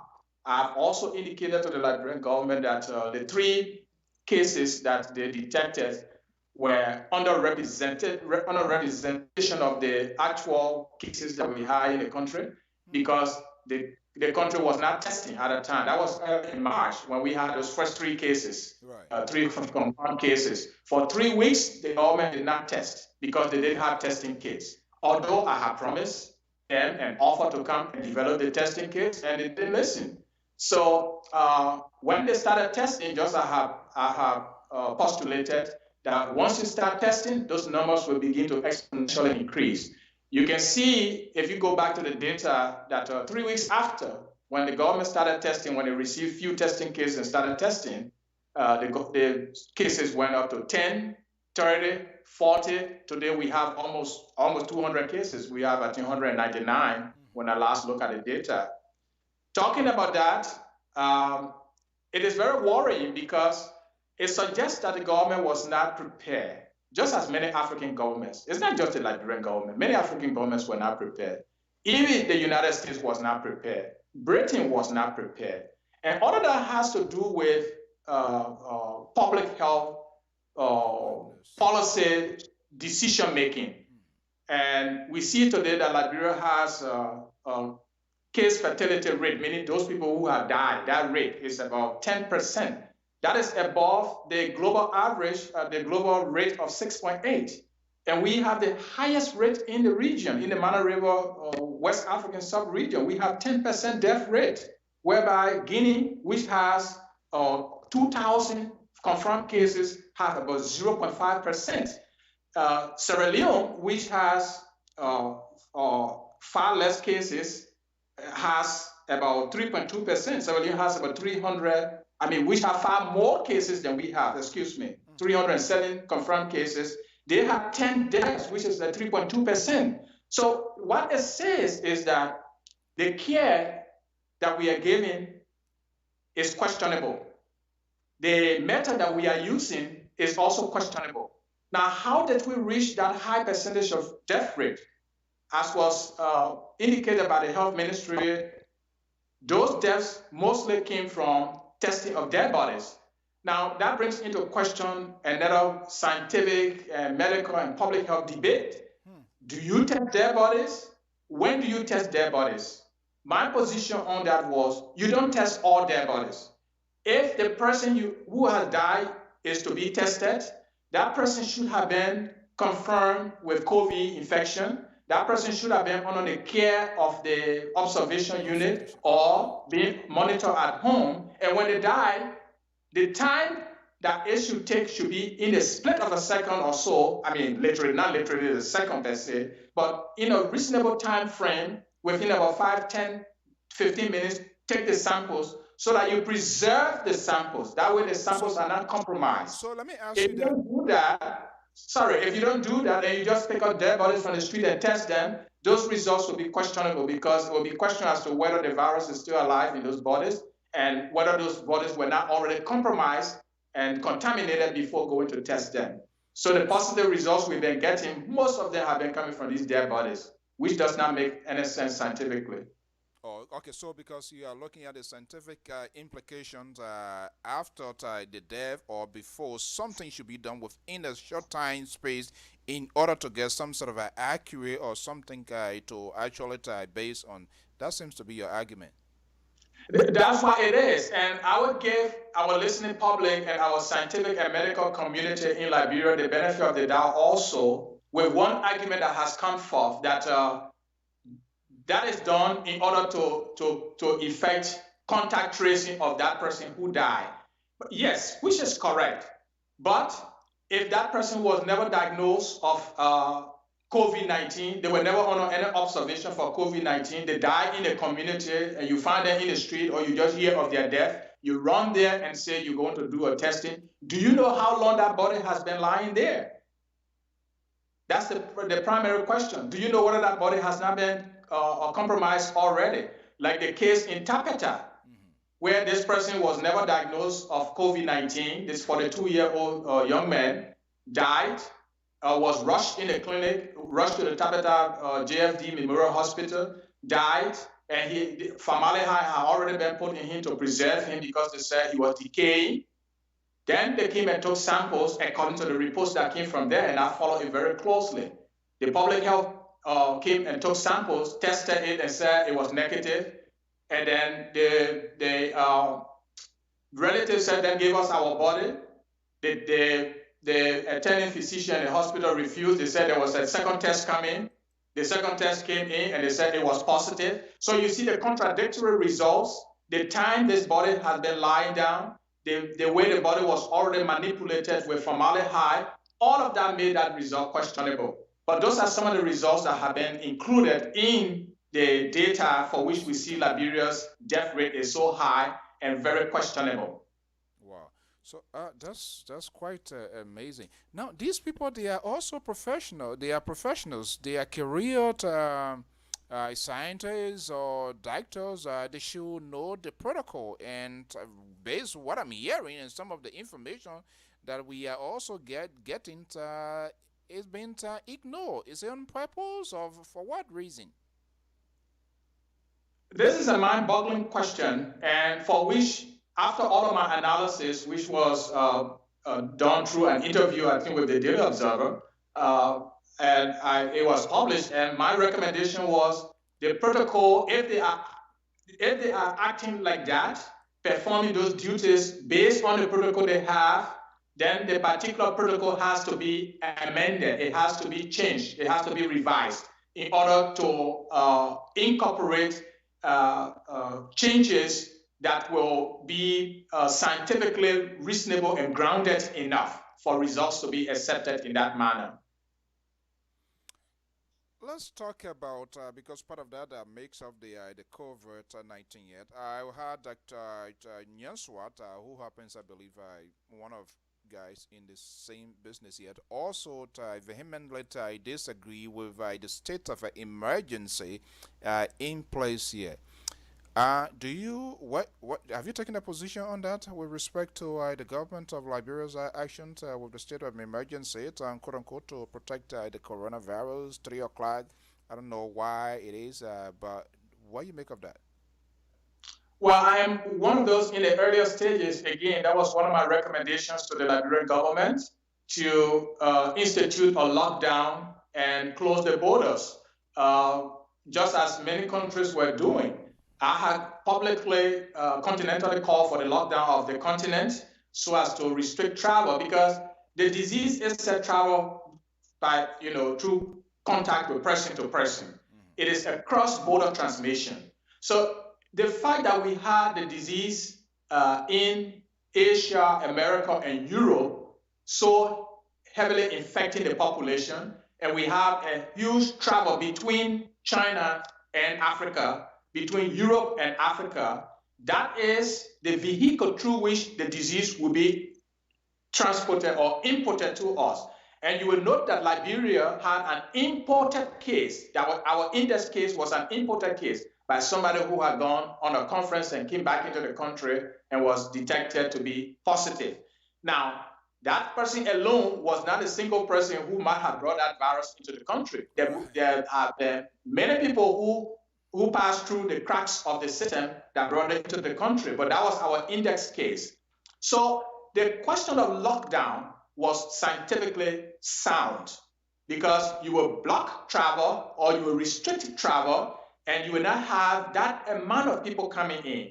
Remember, we also talk about the social distancing, that people should keep certain feet, six feet, I always say 6.5 to 7 feet away from people. And so if you have people coming in bulk in that sense, it will create a situation whereby there will be transmission of the disease easily. You see our markets, how congested our markets are. Our schools, our churches, you see how congested they are.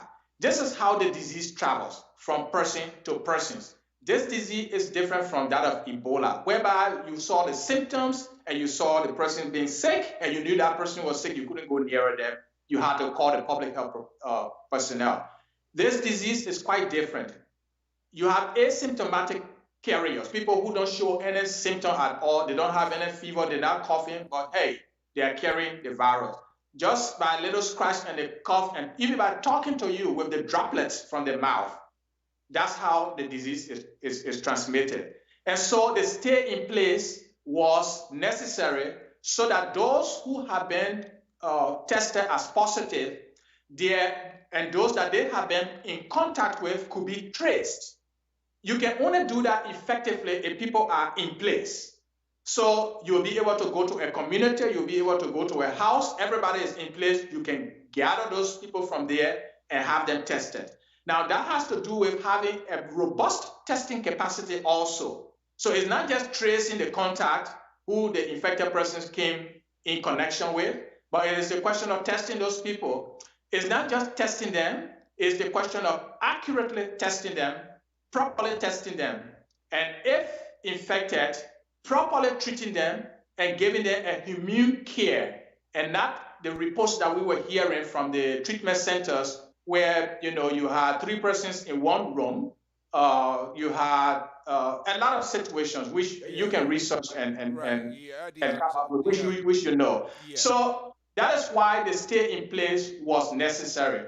I believe my dear brother and colleague, Councillor Nyeswa, certainly meant that it does not work for Africa in a particular way. And I also made a caveat that we have to adapt the stay in place order based on our local conditions, based on our culture, and based on our objective conditions in the country. That was the caveat. People have to go and get food. You have 3 to 5, 10 persons living in one house or one room. You know that situation well, just as I do. Right. So we have to adapt that based on our own local situation and not just take the raw stay in place or lockdown as it was being practiced in the West. Right. So let's look at the idea, because some of the preventive measures is as to how government or health authorities in Liberia, that is sort of information, public relation wise, that they're going to get out there. I had an opportunity to interview the Minister of Information then during the Ebola crisis, and even Nyeswa when he was there. Let's backtrack here a little bit. Do you think is the government or this whole pandemic? We have talked to people outside of Monrovia. I'm not seeing anything tangible to really going on outside of Monrovia. You talk to people, sometimes, oh, we don't have time for this yet. Do you think the health authorities, I would say health authority, they have responsibility when it comes to that to even tell the president, hey, this is what we need to do?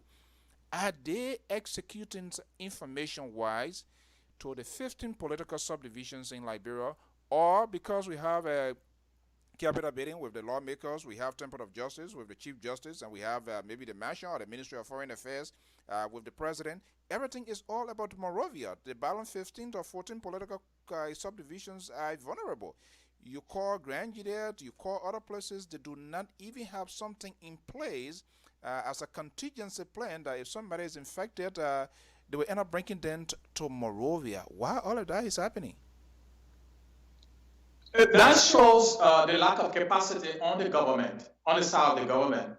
That shows the same situation of unpreparedness and how this whole fight against the COVID-19 is being conducted by the Ministry of Health and the National Public Health Institute, which represents the government in this fight.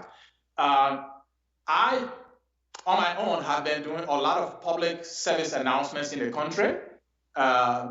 If you look at my page and data, use internet data, you see how much that has been done in that respect. I've spoken to almost all of the counties already through the various radio stations, carrying out awareness exercises, telling the people about the virus, what COVID is, how you get it, what symptoms you have, what are the signs when you get it, how you should prevent it, and all of that. What measures to take if you get it, call the doctor, and all of those measures I have done. Okay. Reports that have come so far have indicated that, yes, what you are saying is correct, that the rest of the counties have been neglected. And I have called the government to pay attention to the rest of the counties. Primarily, I indicated to the government and suggested the closure of the borders far in advance. And this is the reason why, again, we talk about closure of borders. We have 4 or 5 good counties that are border counties in the northeast and southeast. Right. We have Nimba, Grand Jita, Maryland, and River G that are bordering the Africa coast. Remember, Africa coast was the first to become infected, more or less the first in the region, and their cases started increasing. Right. We have this whole borderline with the Africa coast. If we don't close it, we will have the same situation we had with the Ebola crisis when our border was not closed earlier on. We understand our borders are very porous, but once the regulations are set in place, it serves as a deterrent. Once you say our borders are closed, it serves as a deterrent. Psychologically, nobody will want to violate a law. There will be some hesitation. We are not saying that nobody will come through, but there will be a controlled situation. So then I talk about carrying out these public service announcements. Even in Monrovia, there was not much public service announcement or educational awareness exercises. And for all of the shows that we had and the responses that came into me, if you go on my page, on my social media pages, you will see those things. People said they're not getting the kind of information that we are providing them. So I don't think it's just the Leeward counties alone. Even in Monrovia itself, there is a deficit of knowledge. There's a deficit of public service announcement. I know, as I understand, the government have begun to do a few things, but not as much as they would to the various counties. I was on the Radio G recently, which can be heard in Maryland, parts of Maryland, Sino, and Jita, as parts of the Ivory Coast, and Grand Cru. I was on Radio Banga, which is held in, which can be heard in parts of Lofa and parts of Nimba. Now I will be going on Puma FM, which is in Bomi County, which can be heard in parts of Lofa, in Nimba and Bon County, as well as Mangibi. So, and other radio stations, we organize it in a way that other radio stations kind of piggyback on them, tag onto them, and the signal and the information goes around. That's what I have been doing. Information and education in pandemic and disease control is very important. That has been that contribution that I have been making after I have done my services with the Eastern African countries. My own government had not actually said, Dr. Nya, at the time, we need you, come, but every suggestion that I gave was acted against. For what reason, I don't know, but later on to be confirmed by the very public health entities. So the public health entity now said, if we begin to test, just as Dr. Nya said, we will see more cases. That was said by the director of the Public Health Institute after I made that statement, warning them that we'll begin to see more cases and we should be careful. I indicated we needed to lock down and we needed to have a stay in place. The Deputy Minister of Health, who is the Chief Medical Officer, also said the same thing after 3-4 weeks, I think after a month, that a lockdown will be needed in order to control this virus. The virus is spreading fast in our population. Because we have a very young population, we may not see, people falling down, when I say falling down, dying from this disease, that their immunity is strong enough to withstand it. Nevertheless, they are sick and they need treatment. People need attention. You can only do that, you can only know once you have mass testing. And so the rest of the counties should not be neglected. Unfortunately, we have only one testing facility in the country, which is at the National Public Health Institute.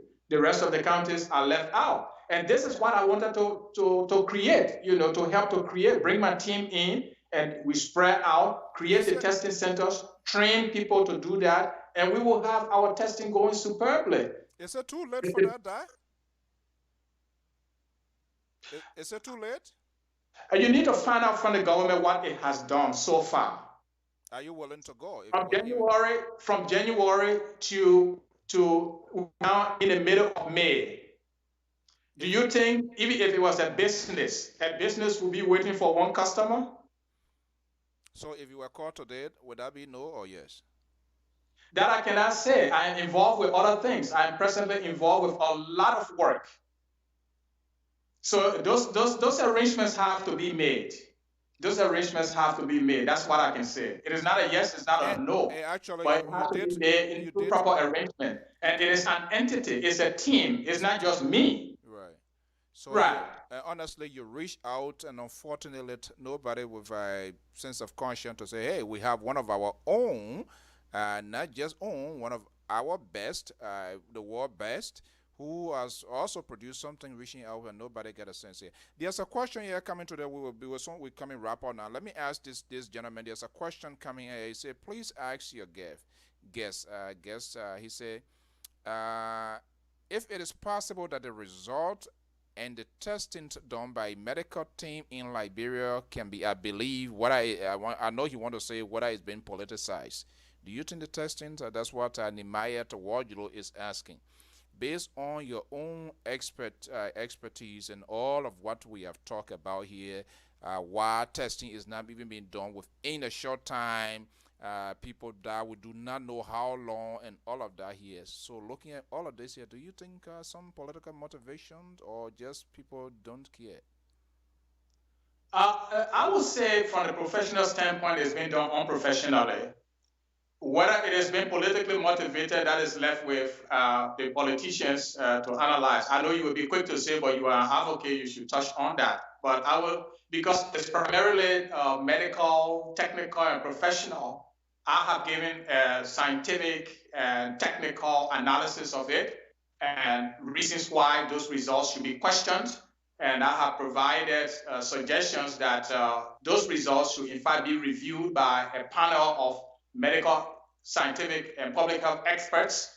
And if we find ultimately that those are questionable, they should be thrown out.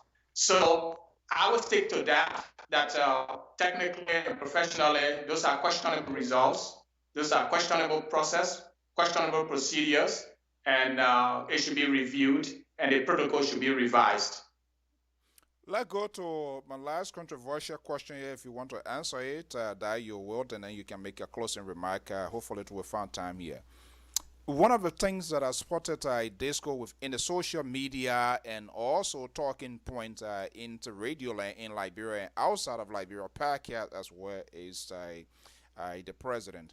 And I read something in the African news where the heir of the president of the Republic of Sierra Leone, Judah Mada Bio, was tested positive, and the authority there asked the president to be quarantined. And fair enough, the president was quarantined for two weeks. Let me make that sort of comparison here. There's some sort of collaboration here as well.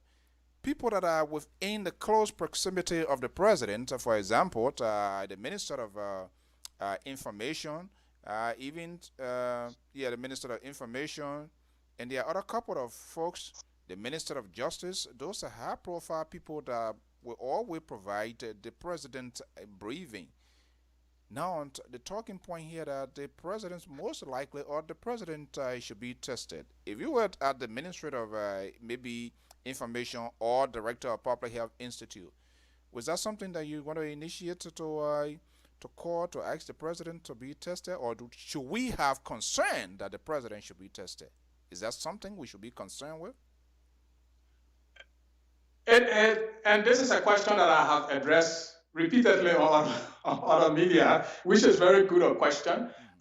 Yes, scientifically, we know how the virus is transmitted from person to person.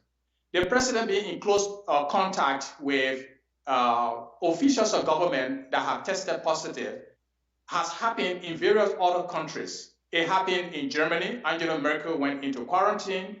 It happened in Britain. Boris Johnson. Boris Johnson was tested positive. He was treated in England. It happened to Justin Trudeau. In fact, recently, it happened just in the United States here, where people close to the president were tested positive. And all around, in Liberia, we are seeing the same situation. So it is not unique to Liberia. President Biya set the stage in the MRU and set the example for which we must applaud him. In Liberia, the justice minister, the information minister was tested positive specifically and underwent treatment. And we continue to pray for all of them to do well in terms of recovery. One of the other high-profile officials, Senator Komine Wise, was among those who were in close proximity. Senator Wise went and submitted himself to testing. He was tested, his results came out negative.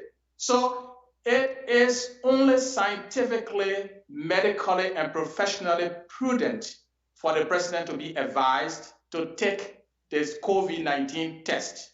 Not just one, but two, but three on a schedule to make sure that our president is not infected, if he's infected, so that he's being treated and then handled very well to get well. That is the kind of protection.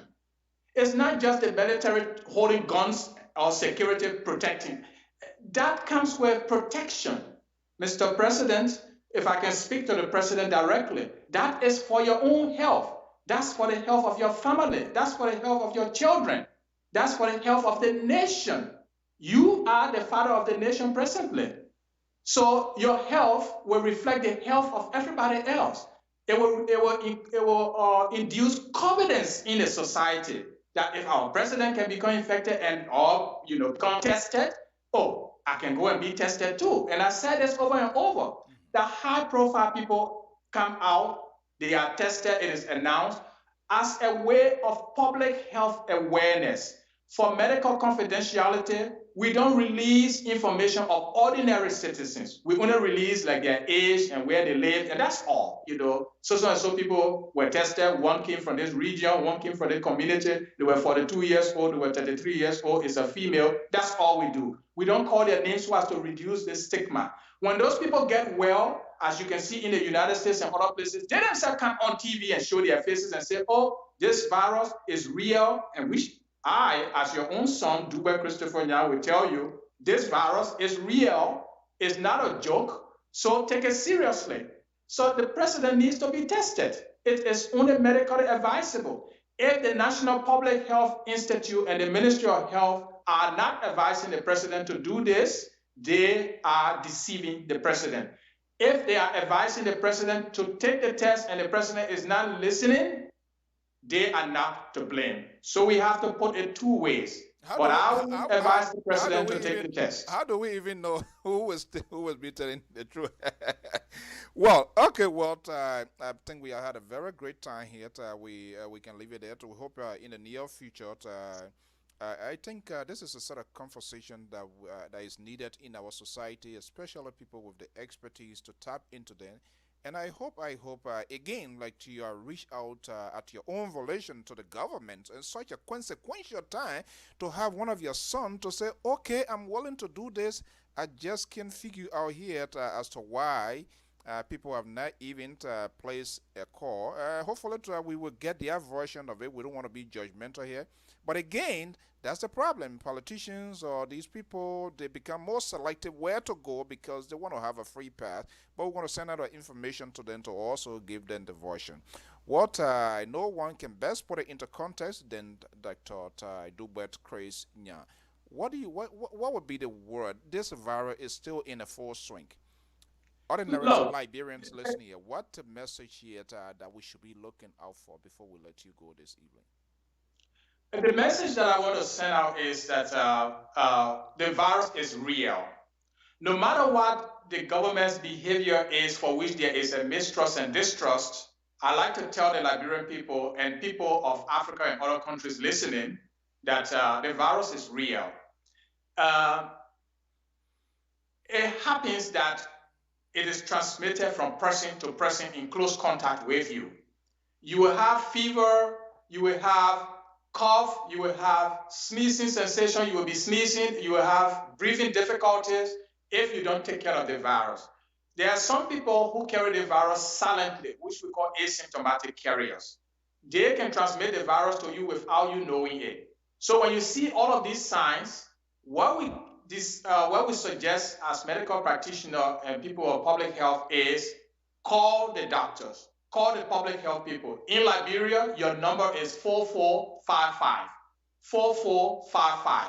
Call them, they will come, take you, and give you treatment.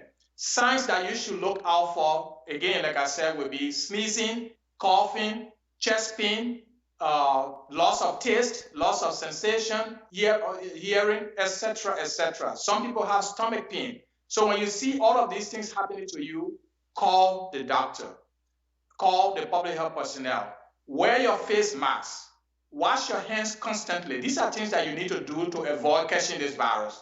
When you go out, while you are out, use your hand sanitizer constantly, every time. Just use it every time. When you come out of the pen or the bus, use that. Use your face mask. When you come home, wash it and use the other one. So get 2 face masks that you can change. We call change every time. Any potential risk with this whole face mask here? Where is mine here? I have here, but that, to be honest, sometimes you wear your whole breath want to go. Your whole breath want to go off here. Is there any potential the washable one? Which one is really preferable to use? That is a good question that we have been dealing with over and over. You will know that face masks are in short supply all over the world anyway. It's in high demand. So in our countries where we don't even have the actual face mask, which are 2 different types that I will talk about. The surgical face mask, that one that is blue that you can tie on your head, tie on the neck as well, or somewhere behind your neck on the head. Let me illustrate that 1 minute, please. Okay. Yes, so that one, it has a blue side. Some of them have yellow side, and the inner side is white. It is that inner part that you put on your face. If I have it here, I have one. I could have demonstrated it immediately. I have one, but I can't leave the set now. Yeah, is that something like this? This one here, sometimes it drives me crazy, to be honest. Then there's the one that round it looks like a cup on your face. That's the N95 Max. Okay, that one is what we really use on the field, on the front line.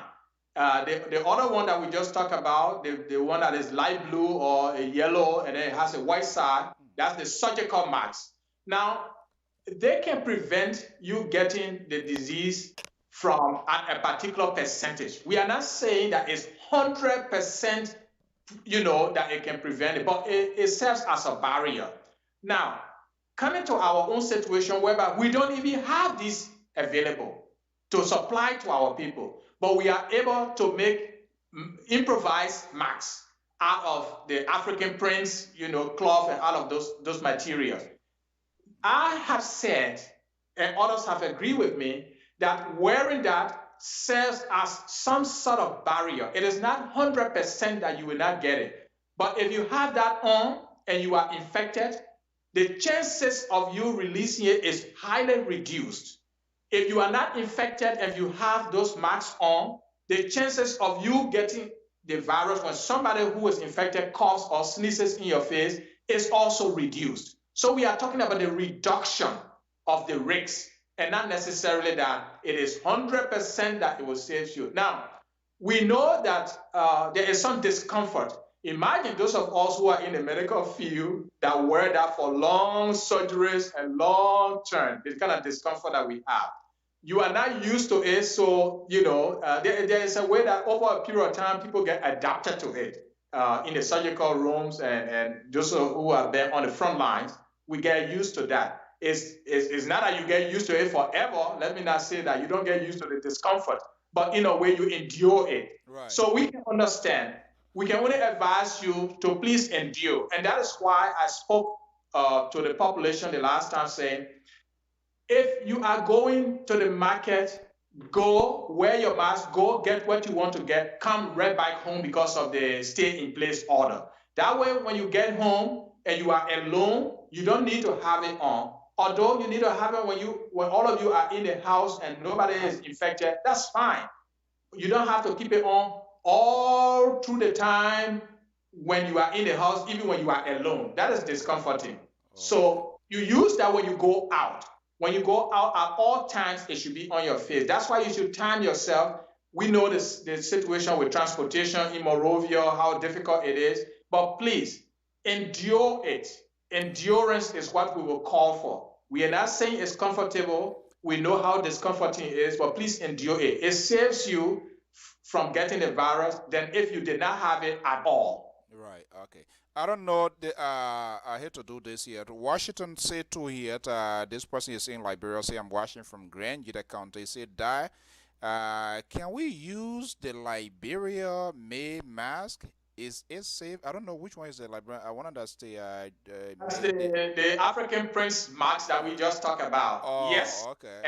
And on the radios in the various counties, I have said that you can use them, but I said because they produce them and there are so many on the market, they are kind of affordable now. I can't say cheap, but they are affordable. Right. Buy 2 or 3 so that you don't use one over and over, because that one could be infected. You don't know. Exactly. And then you will put your hand on it and put your hand on your face later on. So buy 2 or 3. When you use one, you go out. When you come back and you're not going back outside anymore, and particularly because of the curfew anyway, you take that one off, wash it with soap. Soap can kill the virus. So wash it with soap, good, and then you hang it up. I'm speaking this way now so that our old people can understand me too. Yeah, so Washington, please carry this message. Your questions, Dai is answering that question. Don't take it and put it in your pocket and finish it your way, because that's how people say to do it. Wow. Exactly. Wash it, hang it up, then you take the new one and put it on and go outside again. By the time you come back, that one will be dry. You can put that one on your face, and then the other one again, you wash it. Wow. So that's how it is. Since we don't have those ones that you can just use and throw away, you can use and throw away. So good thing is that ours now become reusable. Right. But it's not to the standard, it's not to anything, but it serves as a barrier. Right. It kind of minimize. Some sort of barrier. Right, minimize. Wow. One you China really brought something to town. Yeah. All right. Okay, well, Dr. Dubois Chris Young, thank you so much for answering our phone call. Please let it not be the last time. We are here. We have to do this. We have to get the best of our soil to also to help to expand. Yeah, we didn't even know that you have reached out to God. Now that we didn't have the opportunity to talk to you because somebody was tweeting, but what has he done? Now this is what he has done. He has reached out to a government willing to provide the expertise. He done it before. And unfortunately, the call that's supposed to come back did not come, which is very sad. Now, if you don't value the importance of your own, others who value it, they will call it. So I hope his group still has the time. whenever they are caught to do something. Thank you so much. We'll see. Liberia is my heart. With every other thing that the nation has done to me, I remain deeply rooted in my country, deeply rooted in Liberia. There's nothing that I can do if it is within my purview. And so, within the last time, like I said, it doesn't mean that I have not been in contact talking with public health officials. Yes, we've been talking. But that official organized thing of saying, Dr. Nya, we need you now to come and develop these test kits. At that time, remember in January, if we had done that, we would not be talking about test kits today. Look at that. Liberia was the first independent country on the continent of Africa. We have always been first in certain things, although first in some bad things. We had the world best soccer star, President George Weah today, the first to ever get 3 major awards in 1 year at the same time. What can we do? So we would have been the first to produce Africa's testing kits. Can you imagine that? Wow. Under President George Manuel Weah. Can you imagine that? Why somebody, I don't want to scream here to sound like somebody who is going out here, why these people, why somebody did not get the ears of the president? That would have been Liberia, it was elevated, and not just only Dr. Chris, but it was elevated. It's not for me. Who knows what I Cote d'Ivoire, Ghana, people. Right, who knows what Cote d'Ivoire, Ghana, and all of the southwestern region who have also tapped into the expertise. I saw some of the stuff here clip, the awards. I didn't see people that you see there. It's just quite amazing. You have someone that is still, you know what, we will get to those people. Thank you so much. And within the space of this time, I hope discussions can continue with the Liberian government, with various entities. If the health ministry and the ministry of the Public Health Institute were not effective in doing that, I'm sure other government entities concerned, whose name I don't want to release, will be doing that. It's so annoying. For us, we don't have nothing to do. We have to, and that's part of our responsibility. We are obligated to the citizens, not the government, not the opposition, but our full responsibility as member of the 4SA is the citizen. And we have invited Dr. Keto, who is the Chief Medical Officer of the Republic of Liberia, the Ministry of Information, all of those people. And for some reason, they don't show out. And that leaves the apprehension, the guess game, the circumstantial thing. Because if they're creating this sort of conversation, I think it would be good in their favor. It would be good for the government. But for some reason, maybe they want us to send up questions. And this is not a way back ELTV, Shama Brown, yes or no thing. Because we had a conversation here, and there were a lot of things that we talk about that needs follow-up. The audience needs to know. But unfortunately, I can't do any question that I cannot tie myself down. So probably, hopefully, in the near future, we'll have this sort of conversation with them. Dr. Chris, thank you so much. I'm very, very humbled. We here at Liberia Public Radio to know our valuable listeners. Reactions that we're getting here on our field, the Facebook, and that of you too is amazing. Somebody said, well, from today, that's discussion here, I will change my way of life. Okay, you better change. That's good. That's good. That's good. So you see how it matters. That's little thing that you do not even think about. And this person making this sort of true confession here, my guess, he's going to be the one to be the sole winner now to educate other people. That's educate the others. Yeah, that's the essence of having this sort of conversation. And Alfonso, just to indicate, there was news in those Leeward counties, in Grand Cru and River G, that if the public health people come, they're going to catch you and inject you with formaldehyde. I am telling you, that's what the journalists were telling me, and I had to tell them, no, don't do that, don't run away. If the public health people come, you have these symptoms, they are going to take you to treat you, just like the way we did during Ebola time. Nobody is going to inject you. Don't run in. The people have run in the bushes and were hiding in the forest. So just from that show that we did, on Radio G that went around the various counties in the southeast. People then began educated, and this is what we should be doing. So you that have just sent in this answer, please go and educate the other people. Tell them you heard from your own son, from your own child.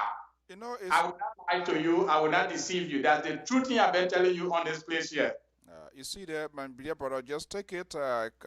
Come, doctor, we are proud of you. Thank you so much. According to Martin Toba here on our Facebook feed here. So you see, and this is a very, very serious thing here. I intend not to go because I've been listening to other people on the podcast that people take consignment of medications in the U.S. here and they're going to inject people. I was trying to find a message here for Serena Cephas here too, that this is wrong and all of that. Now with all of these proliferations of communications going out there, people doing it for different reasons, political reasons. I'm not want to be a soothsayer here to make a guess game why they are doing it, but that's why it's important for national government or people in authority to sometimes make time to provide clarity.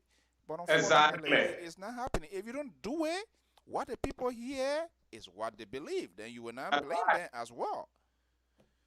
And I've been doing the best I can, to talk for the government, to tell you, hey, the government didn't bring coronavirus. I'm surprised when even by itself, and it is real. The government is not lying. It is real. And I've been doing that to the best of my ability. I have two sides. If anything goes wrong, I will say it and provide suggestions. If anything is right, I will also say it and acclaim it on the side of the government. All right. I'm surprised that with all of that, you're still going on different network, different country. Okay, this guy, Martin Toba, say he's in Grand Bassa.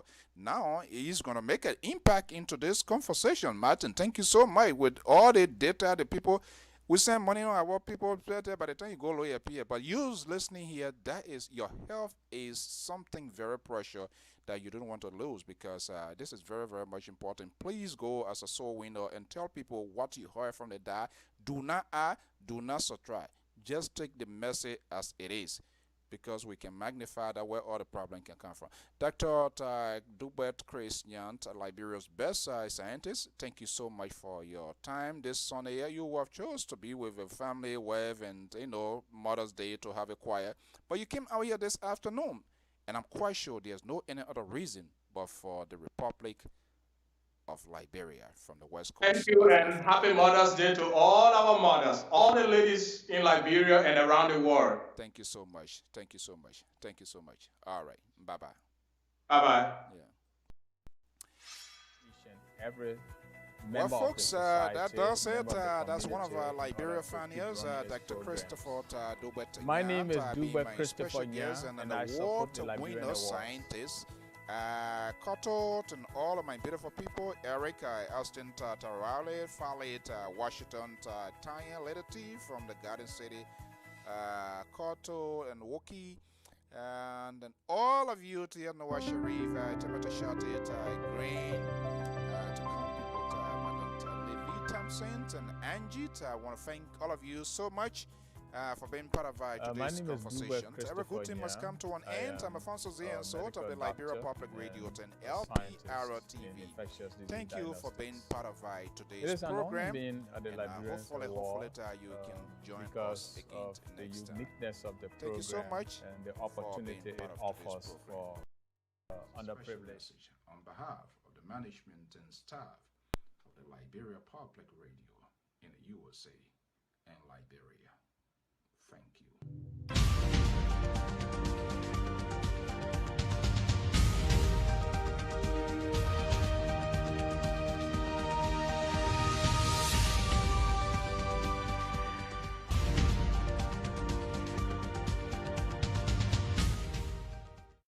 From the New England Bureau of the Liberia Public Radio, this is in a different context. A lady named Hannah Charlotte started the celebrations of Mother Day. As a matter of fact, in 1905, her mother died, as which she commemorated her mother. And in 1908, the official celebrations of Mother Day kicks off. We here at Liberia Public Radio, we are cognizant of the fact this year Mother Day is a devastating and heartbroken one. Hundreds or scores of mothers, sisters, nieces die as the result of the deadly pandemic. Not to wake up the already pained and dig up old story, we want to take this time to say happy Mother Day, despite of the difficult times and tribulations we are going through. We are aware of the fact the tolerance, the patience, and strength mothers use to take care of us to reach where we are. We want to take this time from the management, the chairman, and the board of directors and entire workforce of the Liberia Public Radio in the USA and in Liberia to say happy Mother's Day. We prayed that this deadly virus that have taken heat across the globe will soon pass. Our prayers and thought goes out to those that are grieving this hour. Please be safe. The coronavirus is deadly. It kills. But our prayers and thought out to you. We say happy Mother's Day. And please be safe. Thank you for all your tolerance, your patience, your forgiveness, your passion that you have had on us. Happy Mother's Day. Please be safe out there. Thank you so much. This is a special message on behalf of the management and staff of the Liberia Public Radio in the USA and Liberia. Thank you.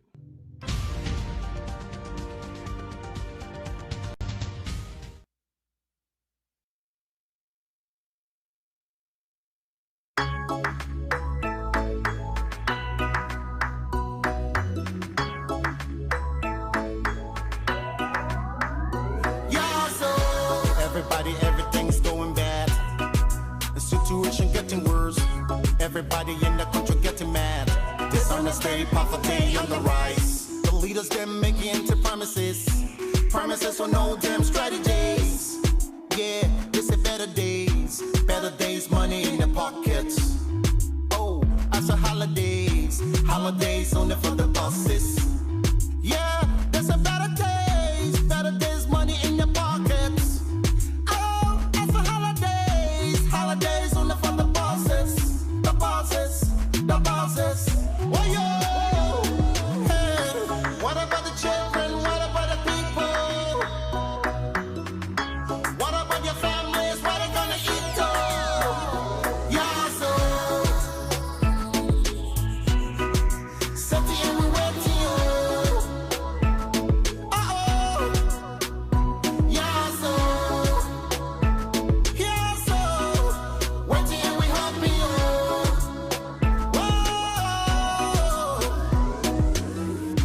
They don't really care about you.